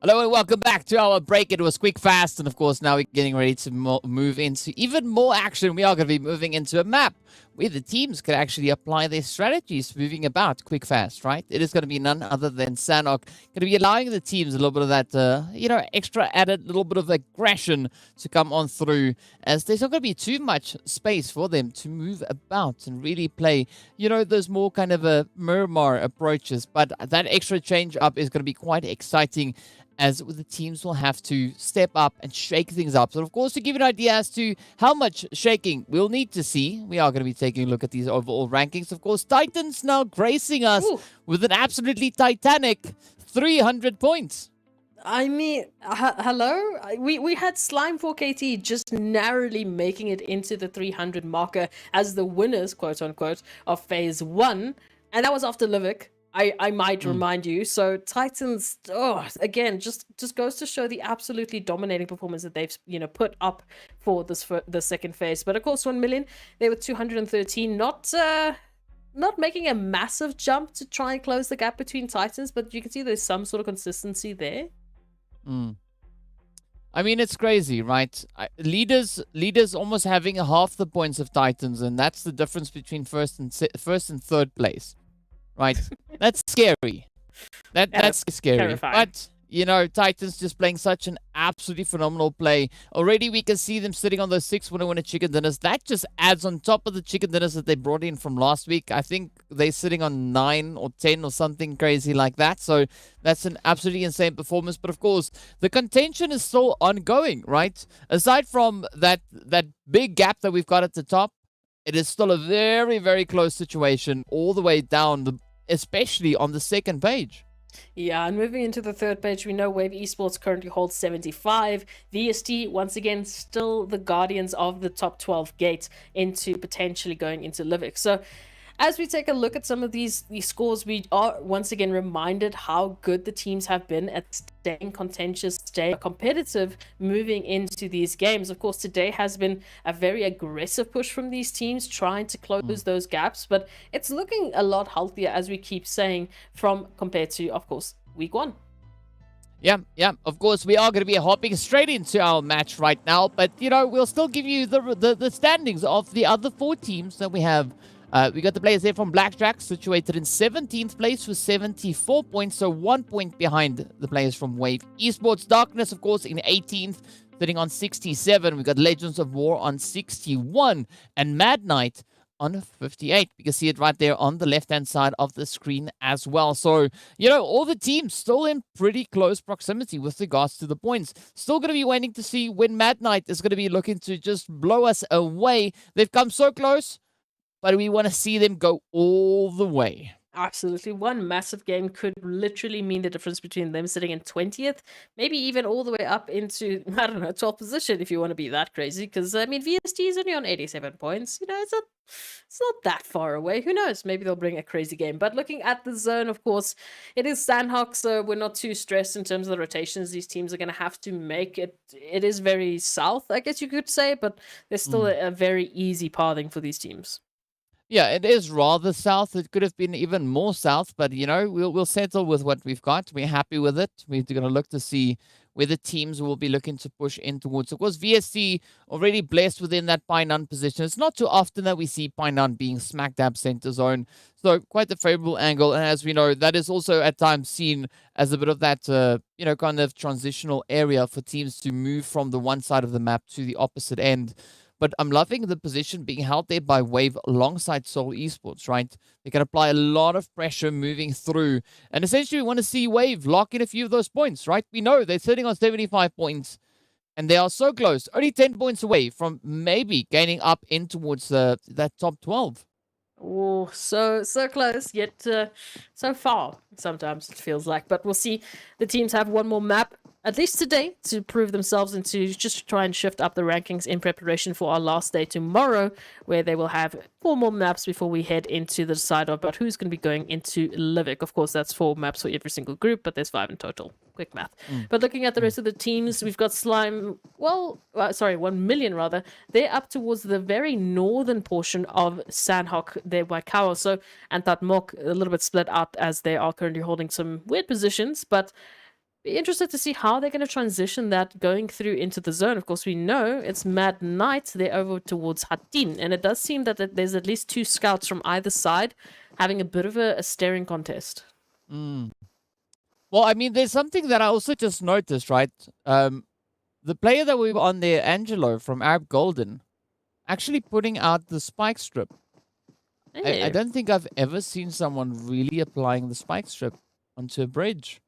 Yeah. So that's going to be a little bit of an exciting play if someone should venture over that bridge. I mean, I've never really seen that being put into use. No. Or put to use, so who knows? Maybe this could be the first time we actually have it happen. Well, the first time that I'll see it. But either which way, yes, the zone itself is looking still rather comfortable, right? We're not seeing too much of a show of aggression, aside from, you know, the little bit of a play coming through here from Hemo. But Hemo is quite separated from the rest of the team, though. I mean, not by much. It is Sanhok, so, you know, they are still within reach of each other. But I'm loving that position coming through from Raouf. You know, just also creeping on closer, trying to bring in that extra little bit of a pincer play on towards Rhino. Yeah, so they're holding a bit of a 2-2 split here. Of course, the rest of Seoul Esports a little bit closer to Ruins, holding that position for the time being, but they also just jumped into a vehicle and are taking an approach. So maybe they might be descending upon Wave Esports. Titans, of course, 1 or 2 shots have sent their way through to Blackjack Esports, and also, of course, Lag, who currently have one of their members knocked looking for that res, as we can see just on the edge of that map feed. Now, Rhino, hello. Finding Hemo. So, yeah, that didn't last too long. Oh. But unfortunately for Seoul Esports, even though they are bringing in the cavalry and all of their numbers are here, where's the return? We need that revenge. Well, we'll be seeing it pretty soon as the teams are going to be looking to step it up and just shake up the tables, right? We want to have that extra little bit of action as they now look to continue it for us here. But I got to give a big ups there to Rhino, right? It's not always easy to, get those sprays in that quickly. But Rhino stepping up to the challenge, succeeding in doing exactly that. And now it is going to be up to the players here from Seoul deciding whether or not they want to try and maybe wrap around or disengage entirely. It does seem like they are committing a little bit more towards that Ruin side. But of course, zero tolerance, or rather the players here from the Super Young Stars, that doesn't even sound remotely the same, right? But Super Young Stars find themselves in a bit of an altercation against the players here from Legends of War. And zero tolerance, they are just over onto the eastern side, right? Alongside Legends. So this could be a few interesting plays coming through now. Yeah, we don't always know how your brain works, DK, but it works. That's all that Neither matters. do I. I also don't know how it works. But for the teams, on the other hand, at least they just need to worry about how their brains work. That's all that matters. Super Young Stars here up towards the hilltop, holding a great opportunity of information should they venture forward into either Legends of War or Leaders Esports. But we'll wait and see if they're going to actually make any sort of moves, as we do know that all of this is happening within the zone, so maybe they want to stay quiet just for the time being. But Leaders, on the other hand, said no. We want Legends of War. We want that L on L action. Yeah, I mean, Flick, of course, responding to that with a beautiful spray down onto with Shadowin, but it's going to be up to Carry Boy and Morteza now, just rushing on forward. Oh, 2-on-1 action as Obesa goes right on down.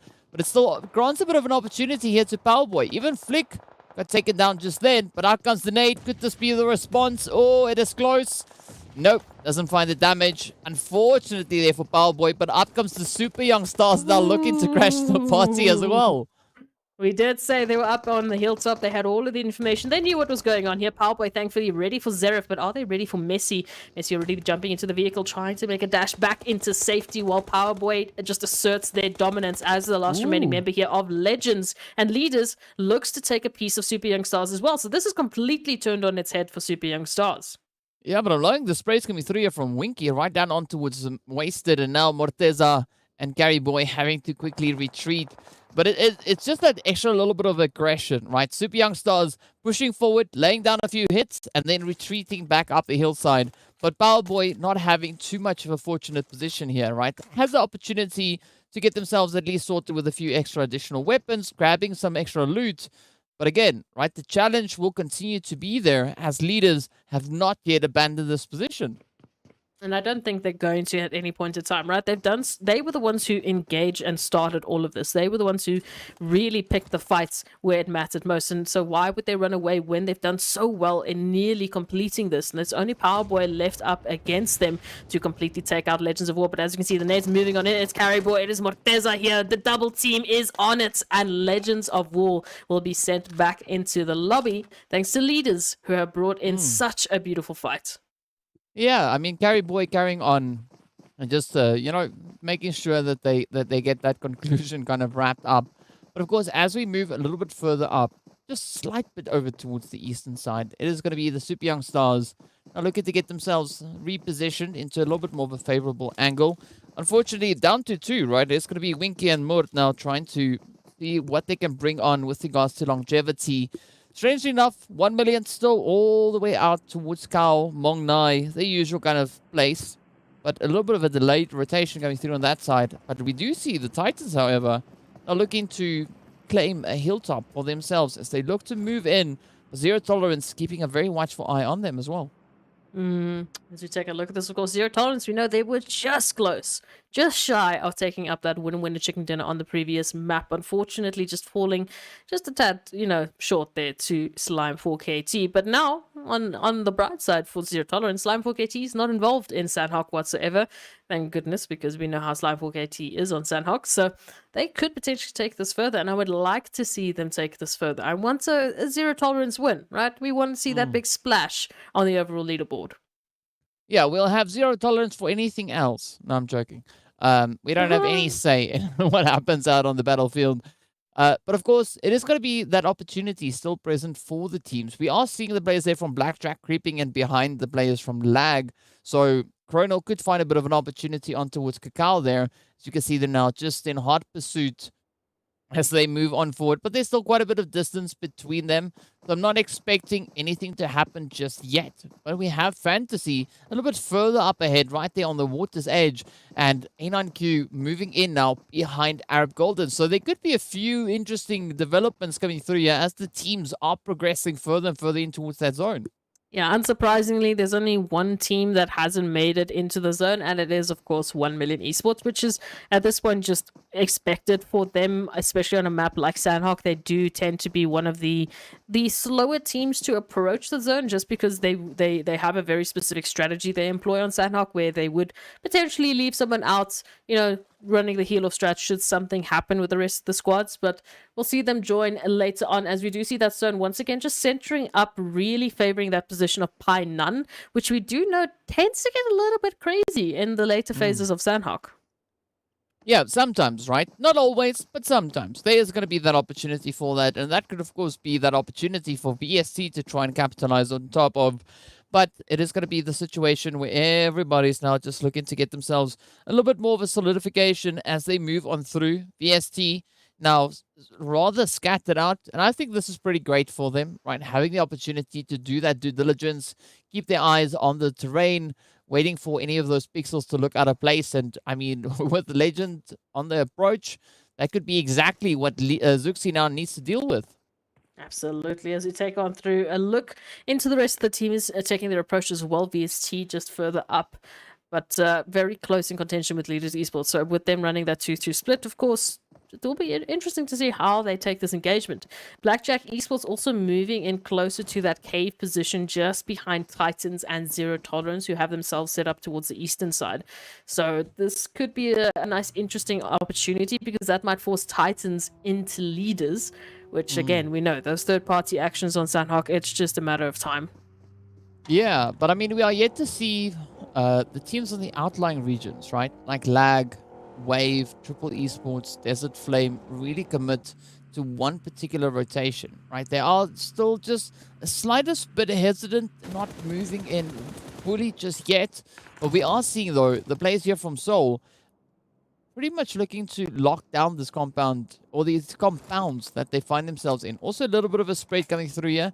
We do have Twix, a slight tad smidge separated from the rest of the crew, but this could be quite favorable for them, right? They've got those angles on towards the players from Mad Knight just up ahead. What I don't really like is this opportunity for Wave Esports, because yes, they can move into the zone quite nicely, but Triple Esports just behind them, as we saw on that ridge line. So as they might focus on towards Myth, who is very scattered up, and it is a very, delectable opportunity for them to get involved and potentially take Myth out, they might get tunnel visioned and get a third party from Triple Esports. So again, if we take a look at the rest of the map, there's a lot of opportunities for these third parties to really start kicking off, especially with that zone. Now, once again, shifting closer to Pi None and Bootcamp.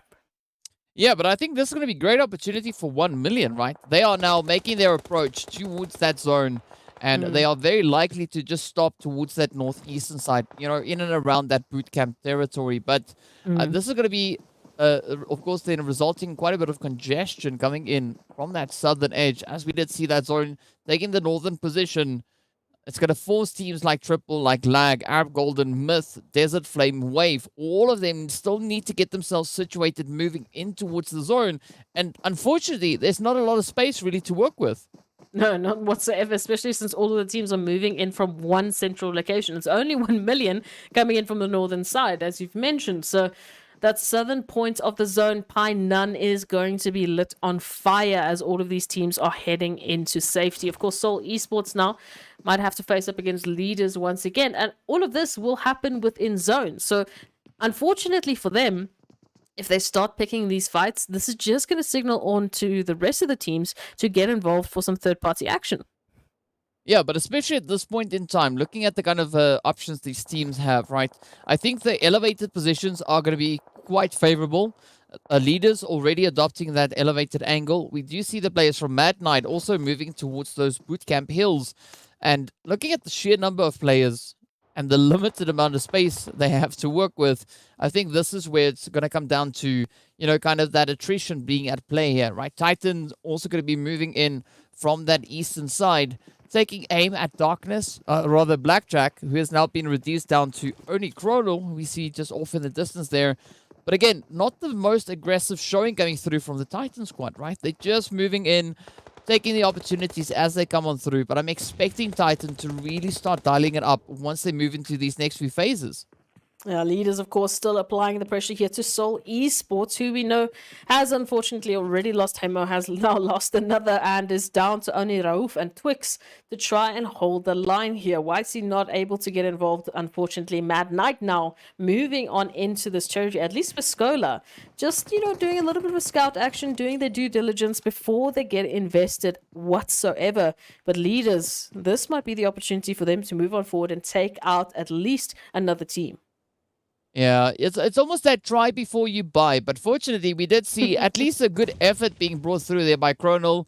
Getting at least that knock in towards Titan Gaming. But unfortunately, the pressure just a little bit too much as we've got Zero Tolerance also holding up in the vicinity. But a beautiful position there for Zero Tolerance. Meanwhile, back onto leaders, it's going to be still that continuation of the pressure, right? Trying to find that closure with the players from Seoul. Twix having to abandon that race on towards Rauf as leaders come rushing on forward, and with that seals their fate. But Mad Knight going to be moving in. You see that third party opportunity about to come on through as the zone now does center quite favorably on towards leaders Esports.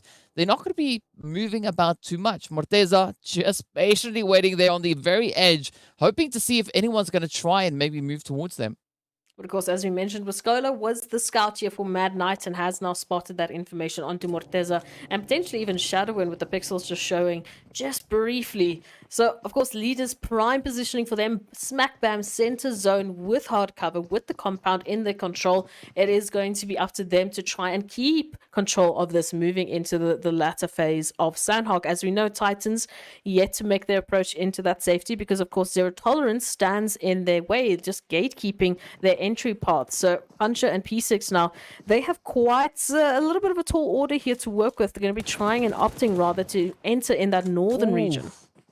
Yeah, well, they're going to be trying it, but of course, you can't say no to an opportunity onto any other player up ahead. And that's kind of the approach that we know Titans like to bring to the table. Of course, now a 2-2 split in favor of Zero Tolerance is going to be making it quite challenging for Titans to get that confirmation secured. But here we go. Lord doing the due diligence, finding those sprays on the ridgeline, forcing the hand of Titans, and they are not yet able to find a good entry point. Instead, they're not finding any place really to move towards, right? There's a little bit of that back and forth coming through. While the rest of the teams in the lobby are going to be looking to keep on those rotations. Puncher will be taking a little bit of that extra damage as Skydo finds the angles. But again, not sufficiently so to get that knock confirmed. Puncher, of course, now.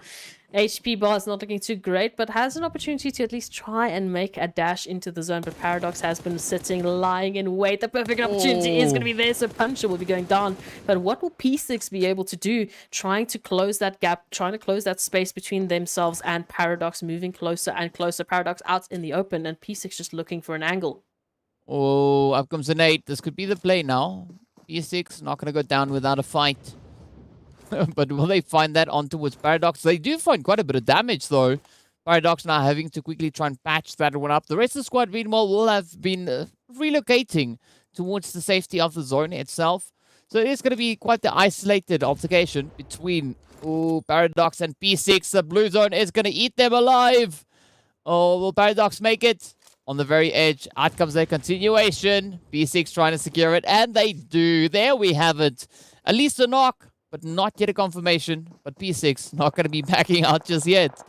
No, not whatsoever. Now moving on forward into the rest of this. Zero Tolerance, of course, trying to just give a helping hand.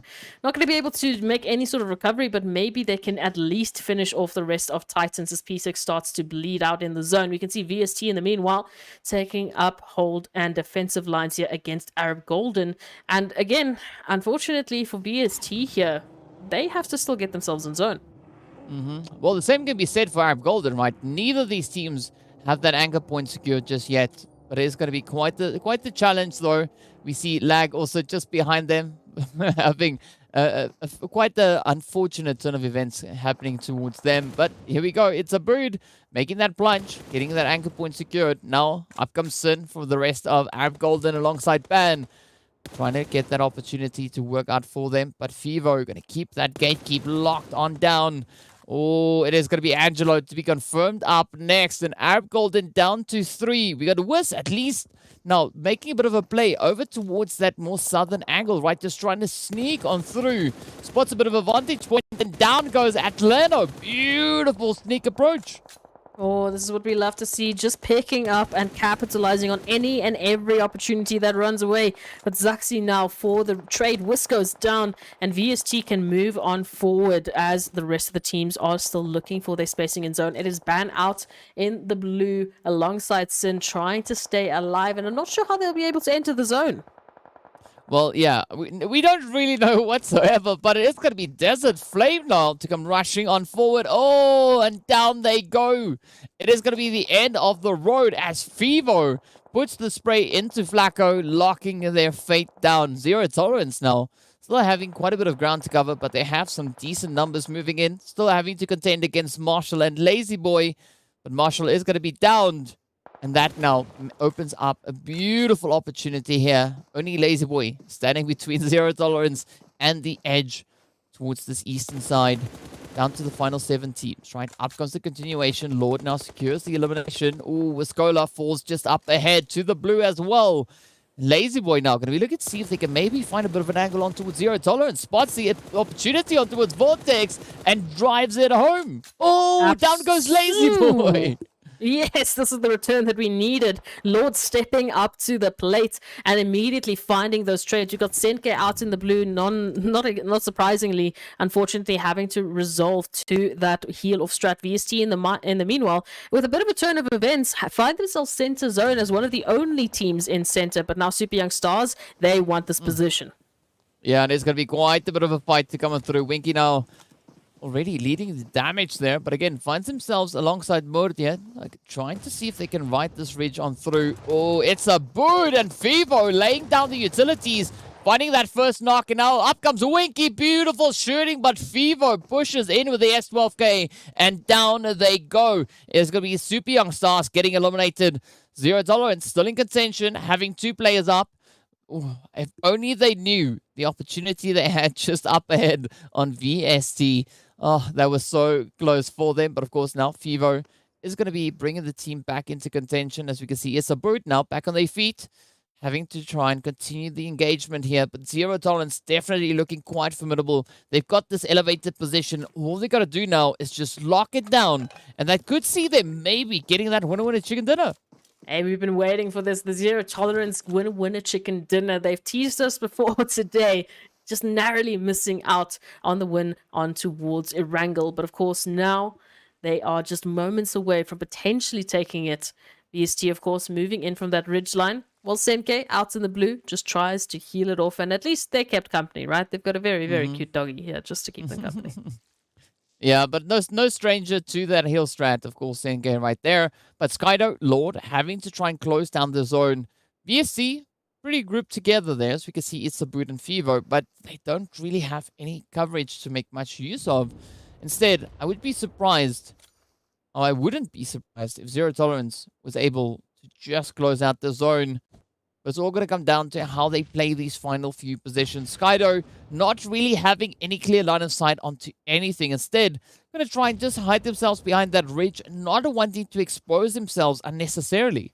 Yeah, that top-down view makes it look very, very misleading. Of course, as you mentioned, by either teams, they can't see anything. We've got a wonderful hill that's literally just distorting the views of anyone and everyone right now. While Senke tries to obviously stock up on all of the heals possible, but ooh, okay, yeah, no, this is not looking too great. That's going to be it for Senke and 1 million.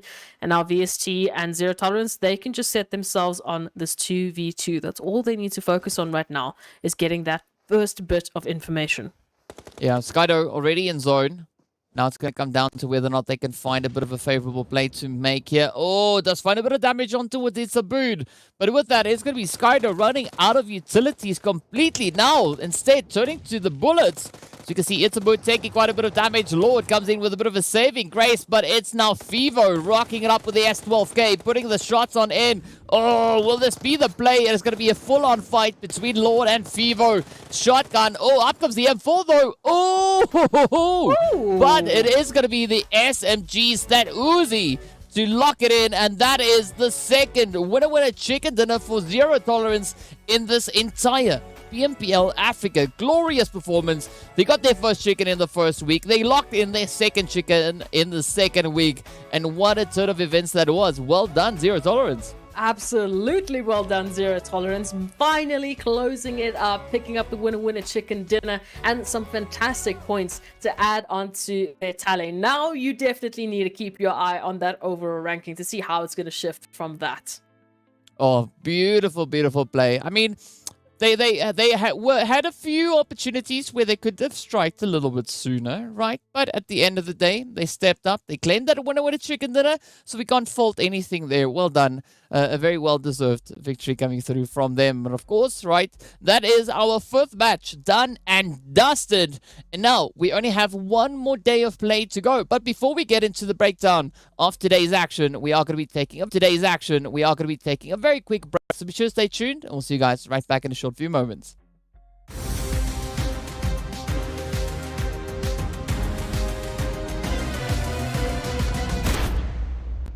Say goodbye.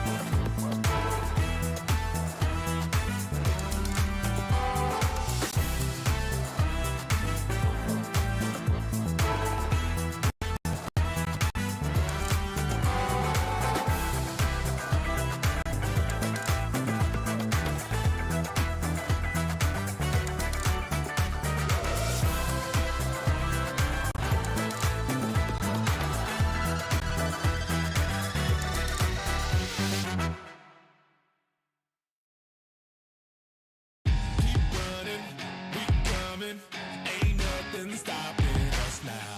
Keep running, we coming. We got nothing stopping us now. Keep running, we coming. Ain't nothing stopping us now. Keep running, we coming. We got nothing stopping us now.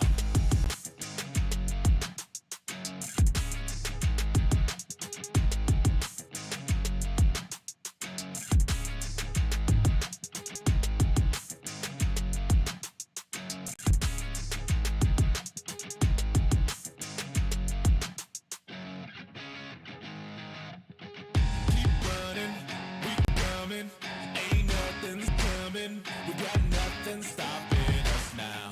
Keep running, we coming. Ain't nothing stopping us now. Keep running, we coming. We got nothing stopping us now.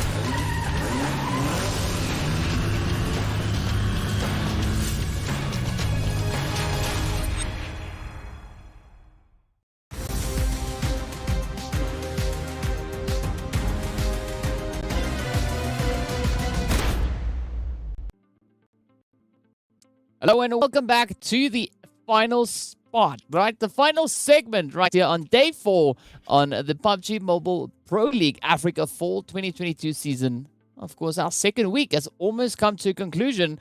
Only got one more day to go, but an absolutely glorious showing that we had going through in this final match over on towards Sanhok, with the players there from Zero Tolerance locking in their second winner chicken dinner, but of course their first winner chicken dinner for the second week. So an absolutely phenomenal way to close it off. Yeah, they teased it there on Erangel, and they finished it off and closed it off.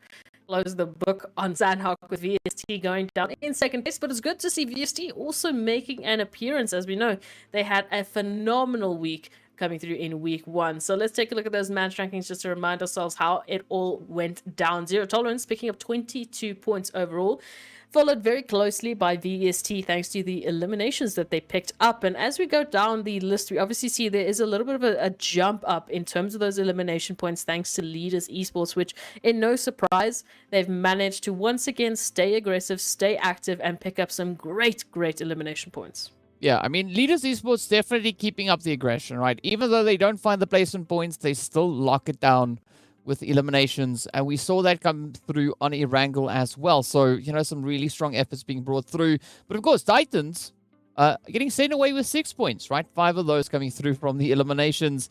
But again, a very satisfying approach. 1 million not having the craziest run. I mean, it was quite surprising to see them only secure that 1 elimination, but 11 points. You know, it's nothing to be scoffed at.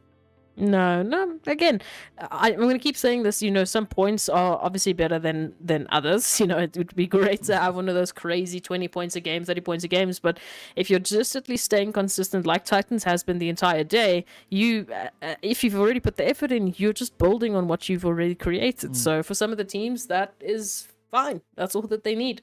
But of course, we still have a second page to take a look at. Some of the teams not quite getting what they wanted in that first map. They at least picked up some points one way or another. As we can see, some great eliminations coming through from Arab Gold and Triple Esports and Wave Esports. Even Desert Flame making a little bit of a showing there.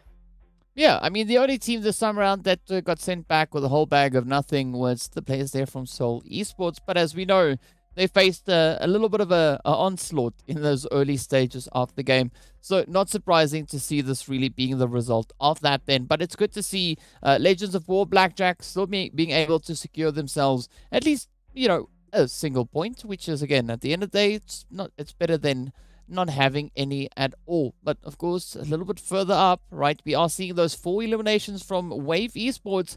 So again, right, the 1 point per elimination doing its thing. Absolutely, and it's not going to stop doing its thing. These teams have been very good and very happy to jump up, you know, pick up some eliminations on the along the way. Even Triple Esports falling in just behind Wave Esports did provide them the perfect opportunity to pick up some great eliminations on their way into the zone. So that seems to be a common thread that we see from these teams. But what I want to know, after that change up on Sanhok, after Zero Tolerance and VST, alongside a few other surprising teams making their stance, how does that change overall rankings? Well, you don't have to wait too long for the answer, because we have it right here, right? Titans, no surprise, sitting still at the very tippity top there with a 6 winner chicken dinners, 160 eliminations. I mean, they could sit in 4th place all by themselves just based on the eliminations, right? But that, of course, then results in them having 311 points total. 1 million bring in a very strong effort, sitting in a collective 224. But Leaders keeping that consistency going, locking in 184 points, and that's what we want to see. Consistency being key, and it's working out especially well for our top 3 teams. The rest of the board still very contentious. We can see 1 round Slime 4KT side by side, but I'm loving the advance coming through here from Slime, right? We know leading up to today, it was a little bit more challenging for Slime to be as successful as they were in that first week, but it does seem things were really starting to line up even more favorably for them throughout today's games, and that's why we can see them sitting up in that 5th position, you know, slowly creeping up. Of course, Slime started off the day well, over in 6th place, but we did see quite a bit of those changes coming up, right? As the teams started raking in points, it made it that extra bit more challenging for Slime to maintain a strong position. And of course, Team Myth making a bit of a splash of their own, moving up all the way from, I believe they started on 10th place today, up into 6th place, thanks to the winner chicken dinners that they picked up too. we might remind ourselves. You know, 2 just seems to be the common denominator for teams. As soon as they step up, it has to be in a fashion of 2. No, we're going to pick up 2 winner chicken dinners today. All right, it's going to be ours. Thank you very much. Moving on to the second page, of course, let's go take a look and see where exactly Zero Tolerance ended up. I remind you, they started on 16th at the beginning of today. Wow, wow, wow, wow. That's all I can say, right? What a great play that is. Not only did they start today off in 16th place, but we know they took last week all the way in 18th position, right? With almost half the points that they have right now. So beautiful, beautiful rise going through here for Zero Tolerance. And that's what we want to see. Teams continuously bring in those improvements, bring in those charges, and continuing to keep the pressure as high as they can manage. But still, looking at the distribution of points, it's not that much separating these teams, really, right? All the way from where we have TEAMLAG situated up in 8th place, even down to where we have Wave. One strong match could still bring in quite a drastic shift as to where these teams are situated. So I'm loving this play and that uncertainty as to who our teams will be sitting in the top 12 come the end of tomorrow. Exactly, and because it's been so close, that's why we've seen the shift. That's why we see Zero Tolerance here. That's why you even see VST Gaming here. And they didn't pick up a single winner chicken dinner today. They were just consistent. They were just good at managing to ensure that they pick up some good, portion of points moving in from map to map to map, garnering them 9th place all the way from, I believe it was, 13th position. So they get themselves not only into the top 12, they really set themselves up quite nicely moving into tomorrow's games. And again, as the reigning champs of Livic, VST have a title to uphold, so they better make it into the top 12 at the end of tomorrow. Yeah, they definitely have to try and make it all the way up. And as we saw, it is still pretty much achievable for anybody. Even moving on towards our final page, right? Blackjack, Esports, Darkness, Mad Knight, Legends of War, they still have the opportunity to get themselves solidified into that top 12, right? Is it going to be easy? No, not by any measure, but it is still an achievable point, right? The teams, if they come through with the determination in tomorrow's final games, we could very well see them sitting up there, right? Blackjack, we know. Last week, they were sitting in 12th position, so it is definitely within the realm of possibility for anybody still on these overall rankings to bring in the necessary changes. Yeah, Triple Esports was on this page at the beginning of today, but that has now obviously been taken place by Darkness as they've moved up significantly thanks to their performances from today. So again, just goes to show that anyone can obviously make the change, as you've just, obviously discussed, and we've now seen with 3 prime examples, Triple Esports, VST, Zero Tolerance, immediately changing their fates and looking fantastic moving into tomorrow. Yeah, quite a bit of excitement still on the board, right? As we know, it's all going to come down to those final 4 matches the teams are playing tomorrow. So quite a bit riding on this. And aside from that, it's also going to be the bonus point distribution that will be coming through at the end of the day. So the teams really having to try and lock in as much of a position as they can manage. And also a little bit of that living action also up for grabs for the top 12 teams. So quite a bit of excitement coming through in our games. But as we know, right, we are getting closer and closer to not only finishing up the second week, but we are also that much closer to seeing who could be those potential teams to make it through over in towards the finals.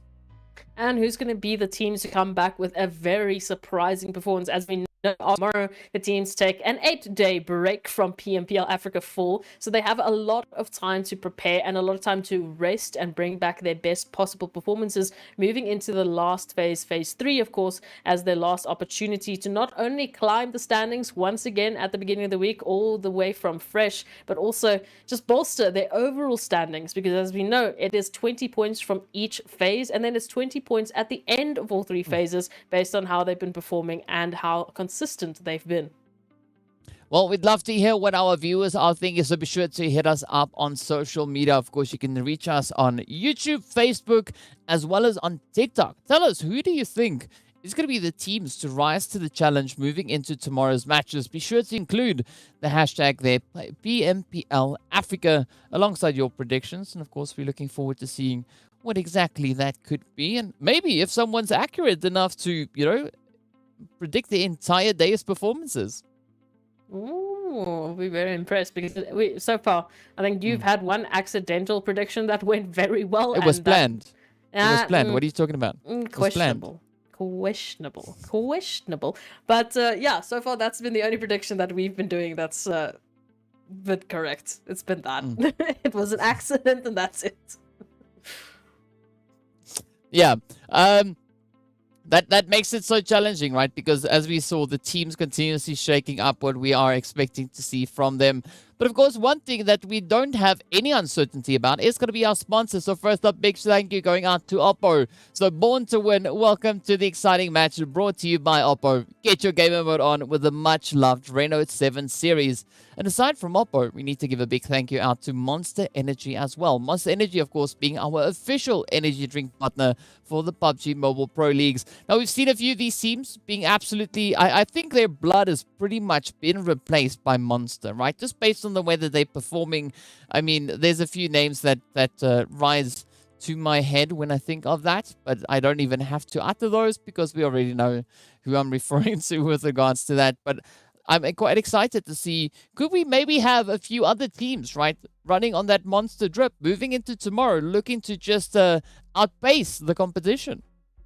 I mean, we actually have to focus on the teams who are currently outside of those top 12 placements or outside even of the top 16, as we know, trying to climb the overall standings as much as they possibly can. So tomorrow definitely is going to be the final push for the teams moving into that Livik and moving into the point where we actually allocate those bonus points where they can make a difference. As we know, because the teams have been so much healthier, so much more competitive moving into the entirety of this phase, they still have an opportunity moving into tomorrow to shake things up and actually get themselves a winning position.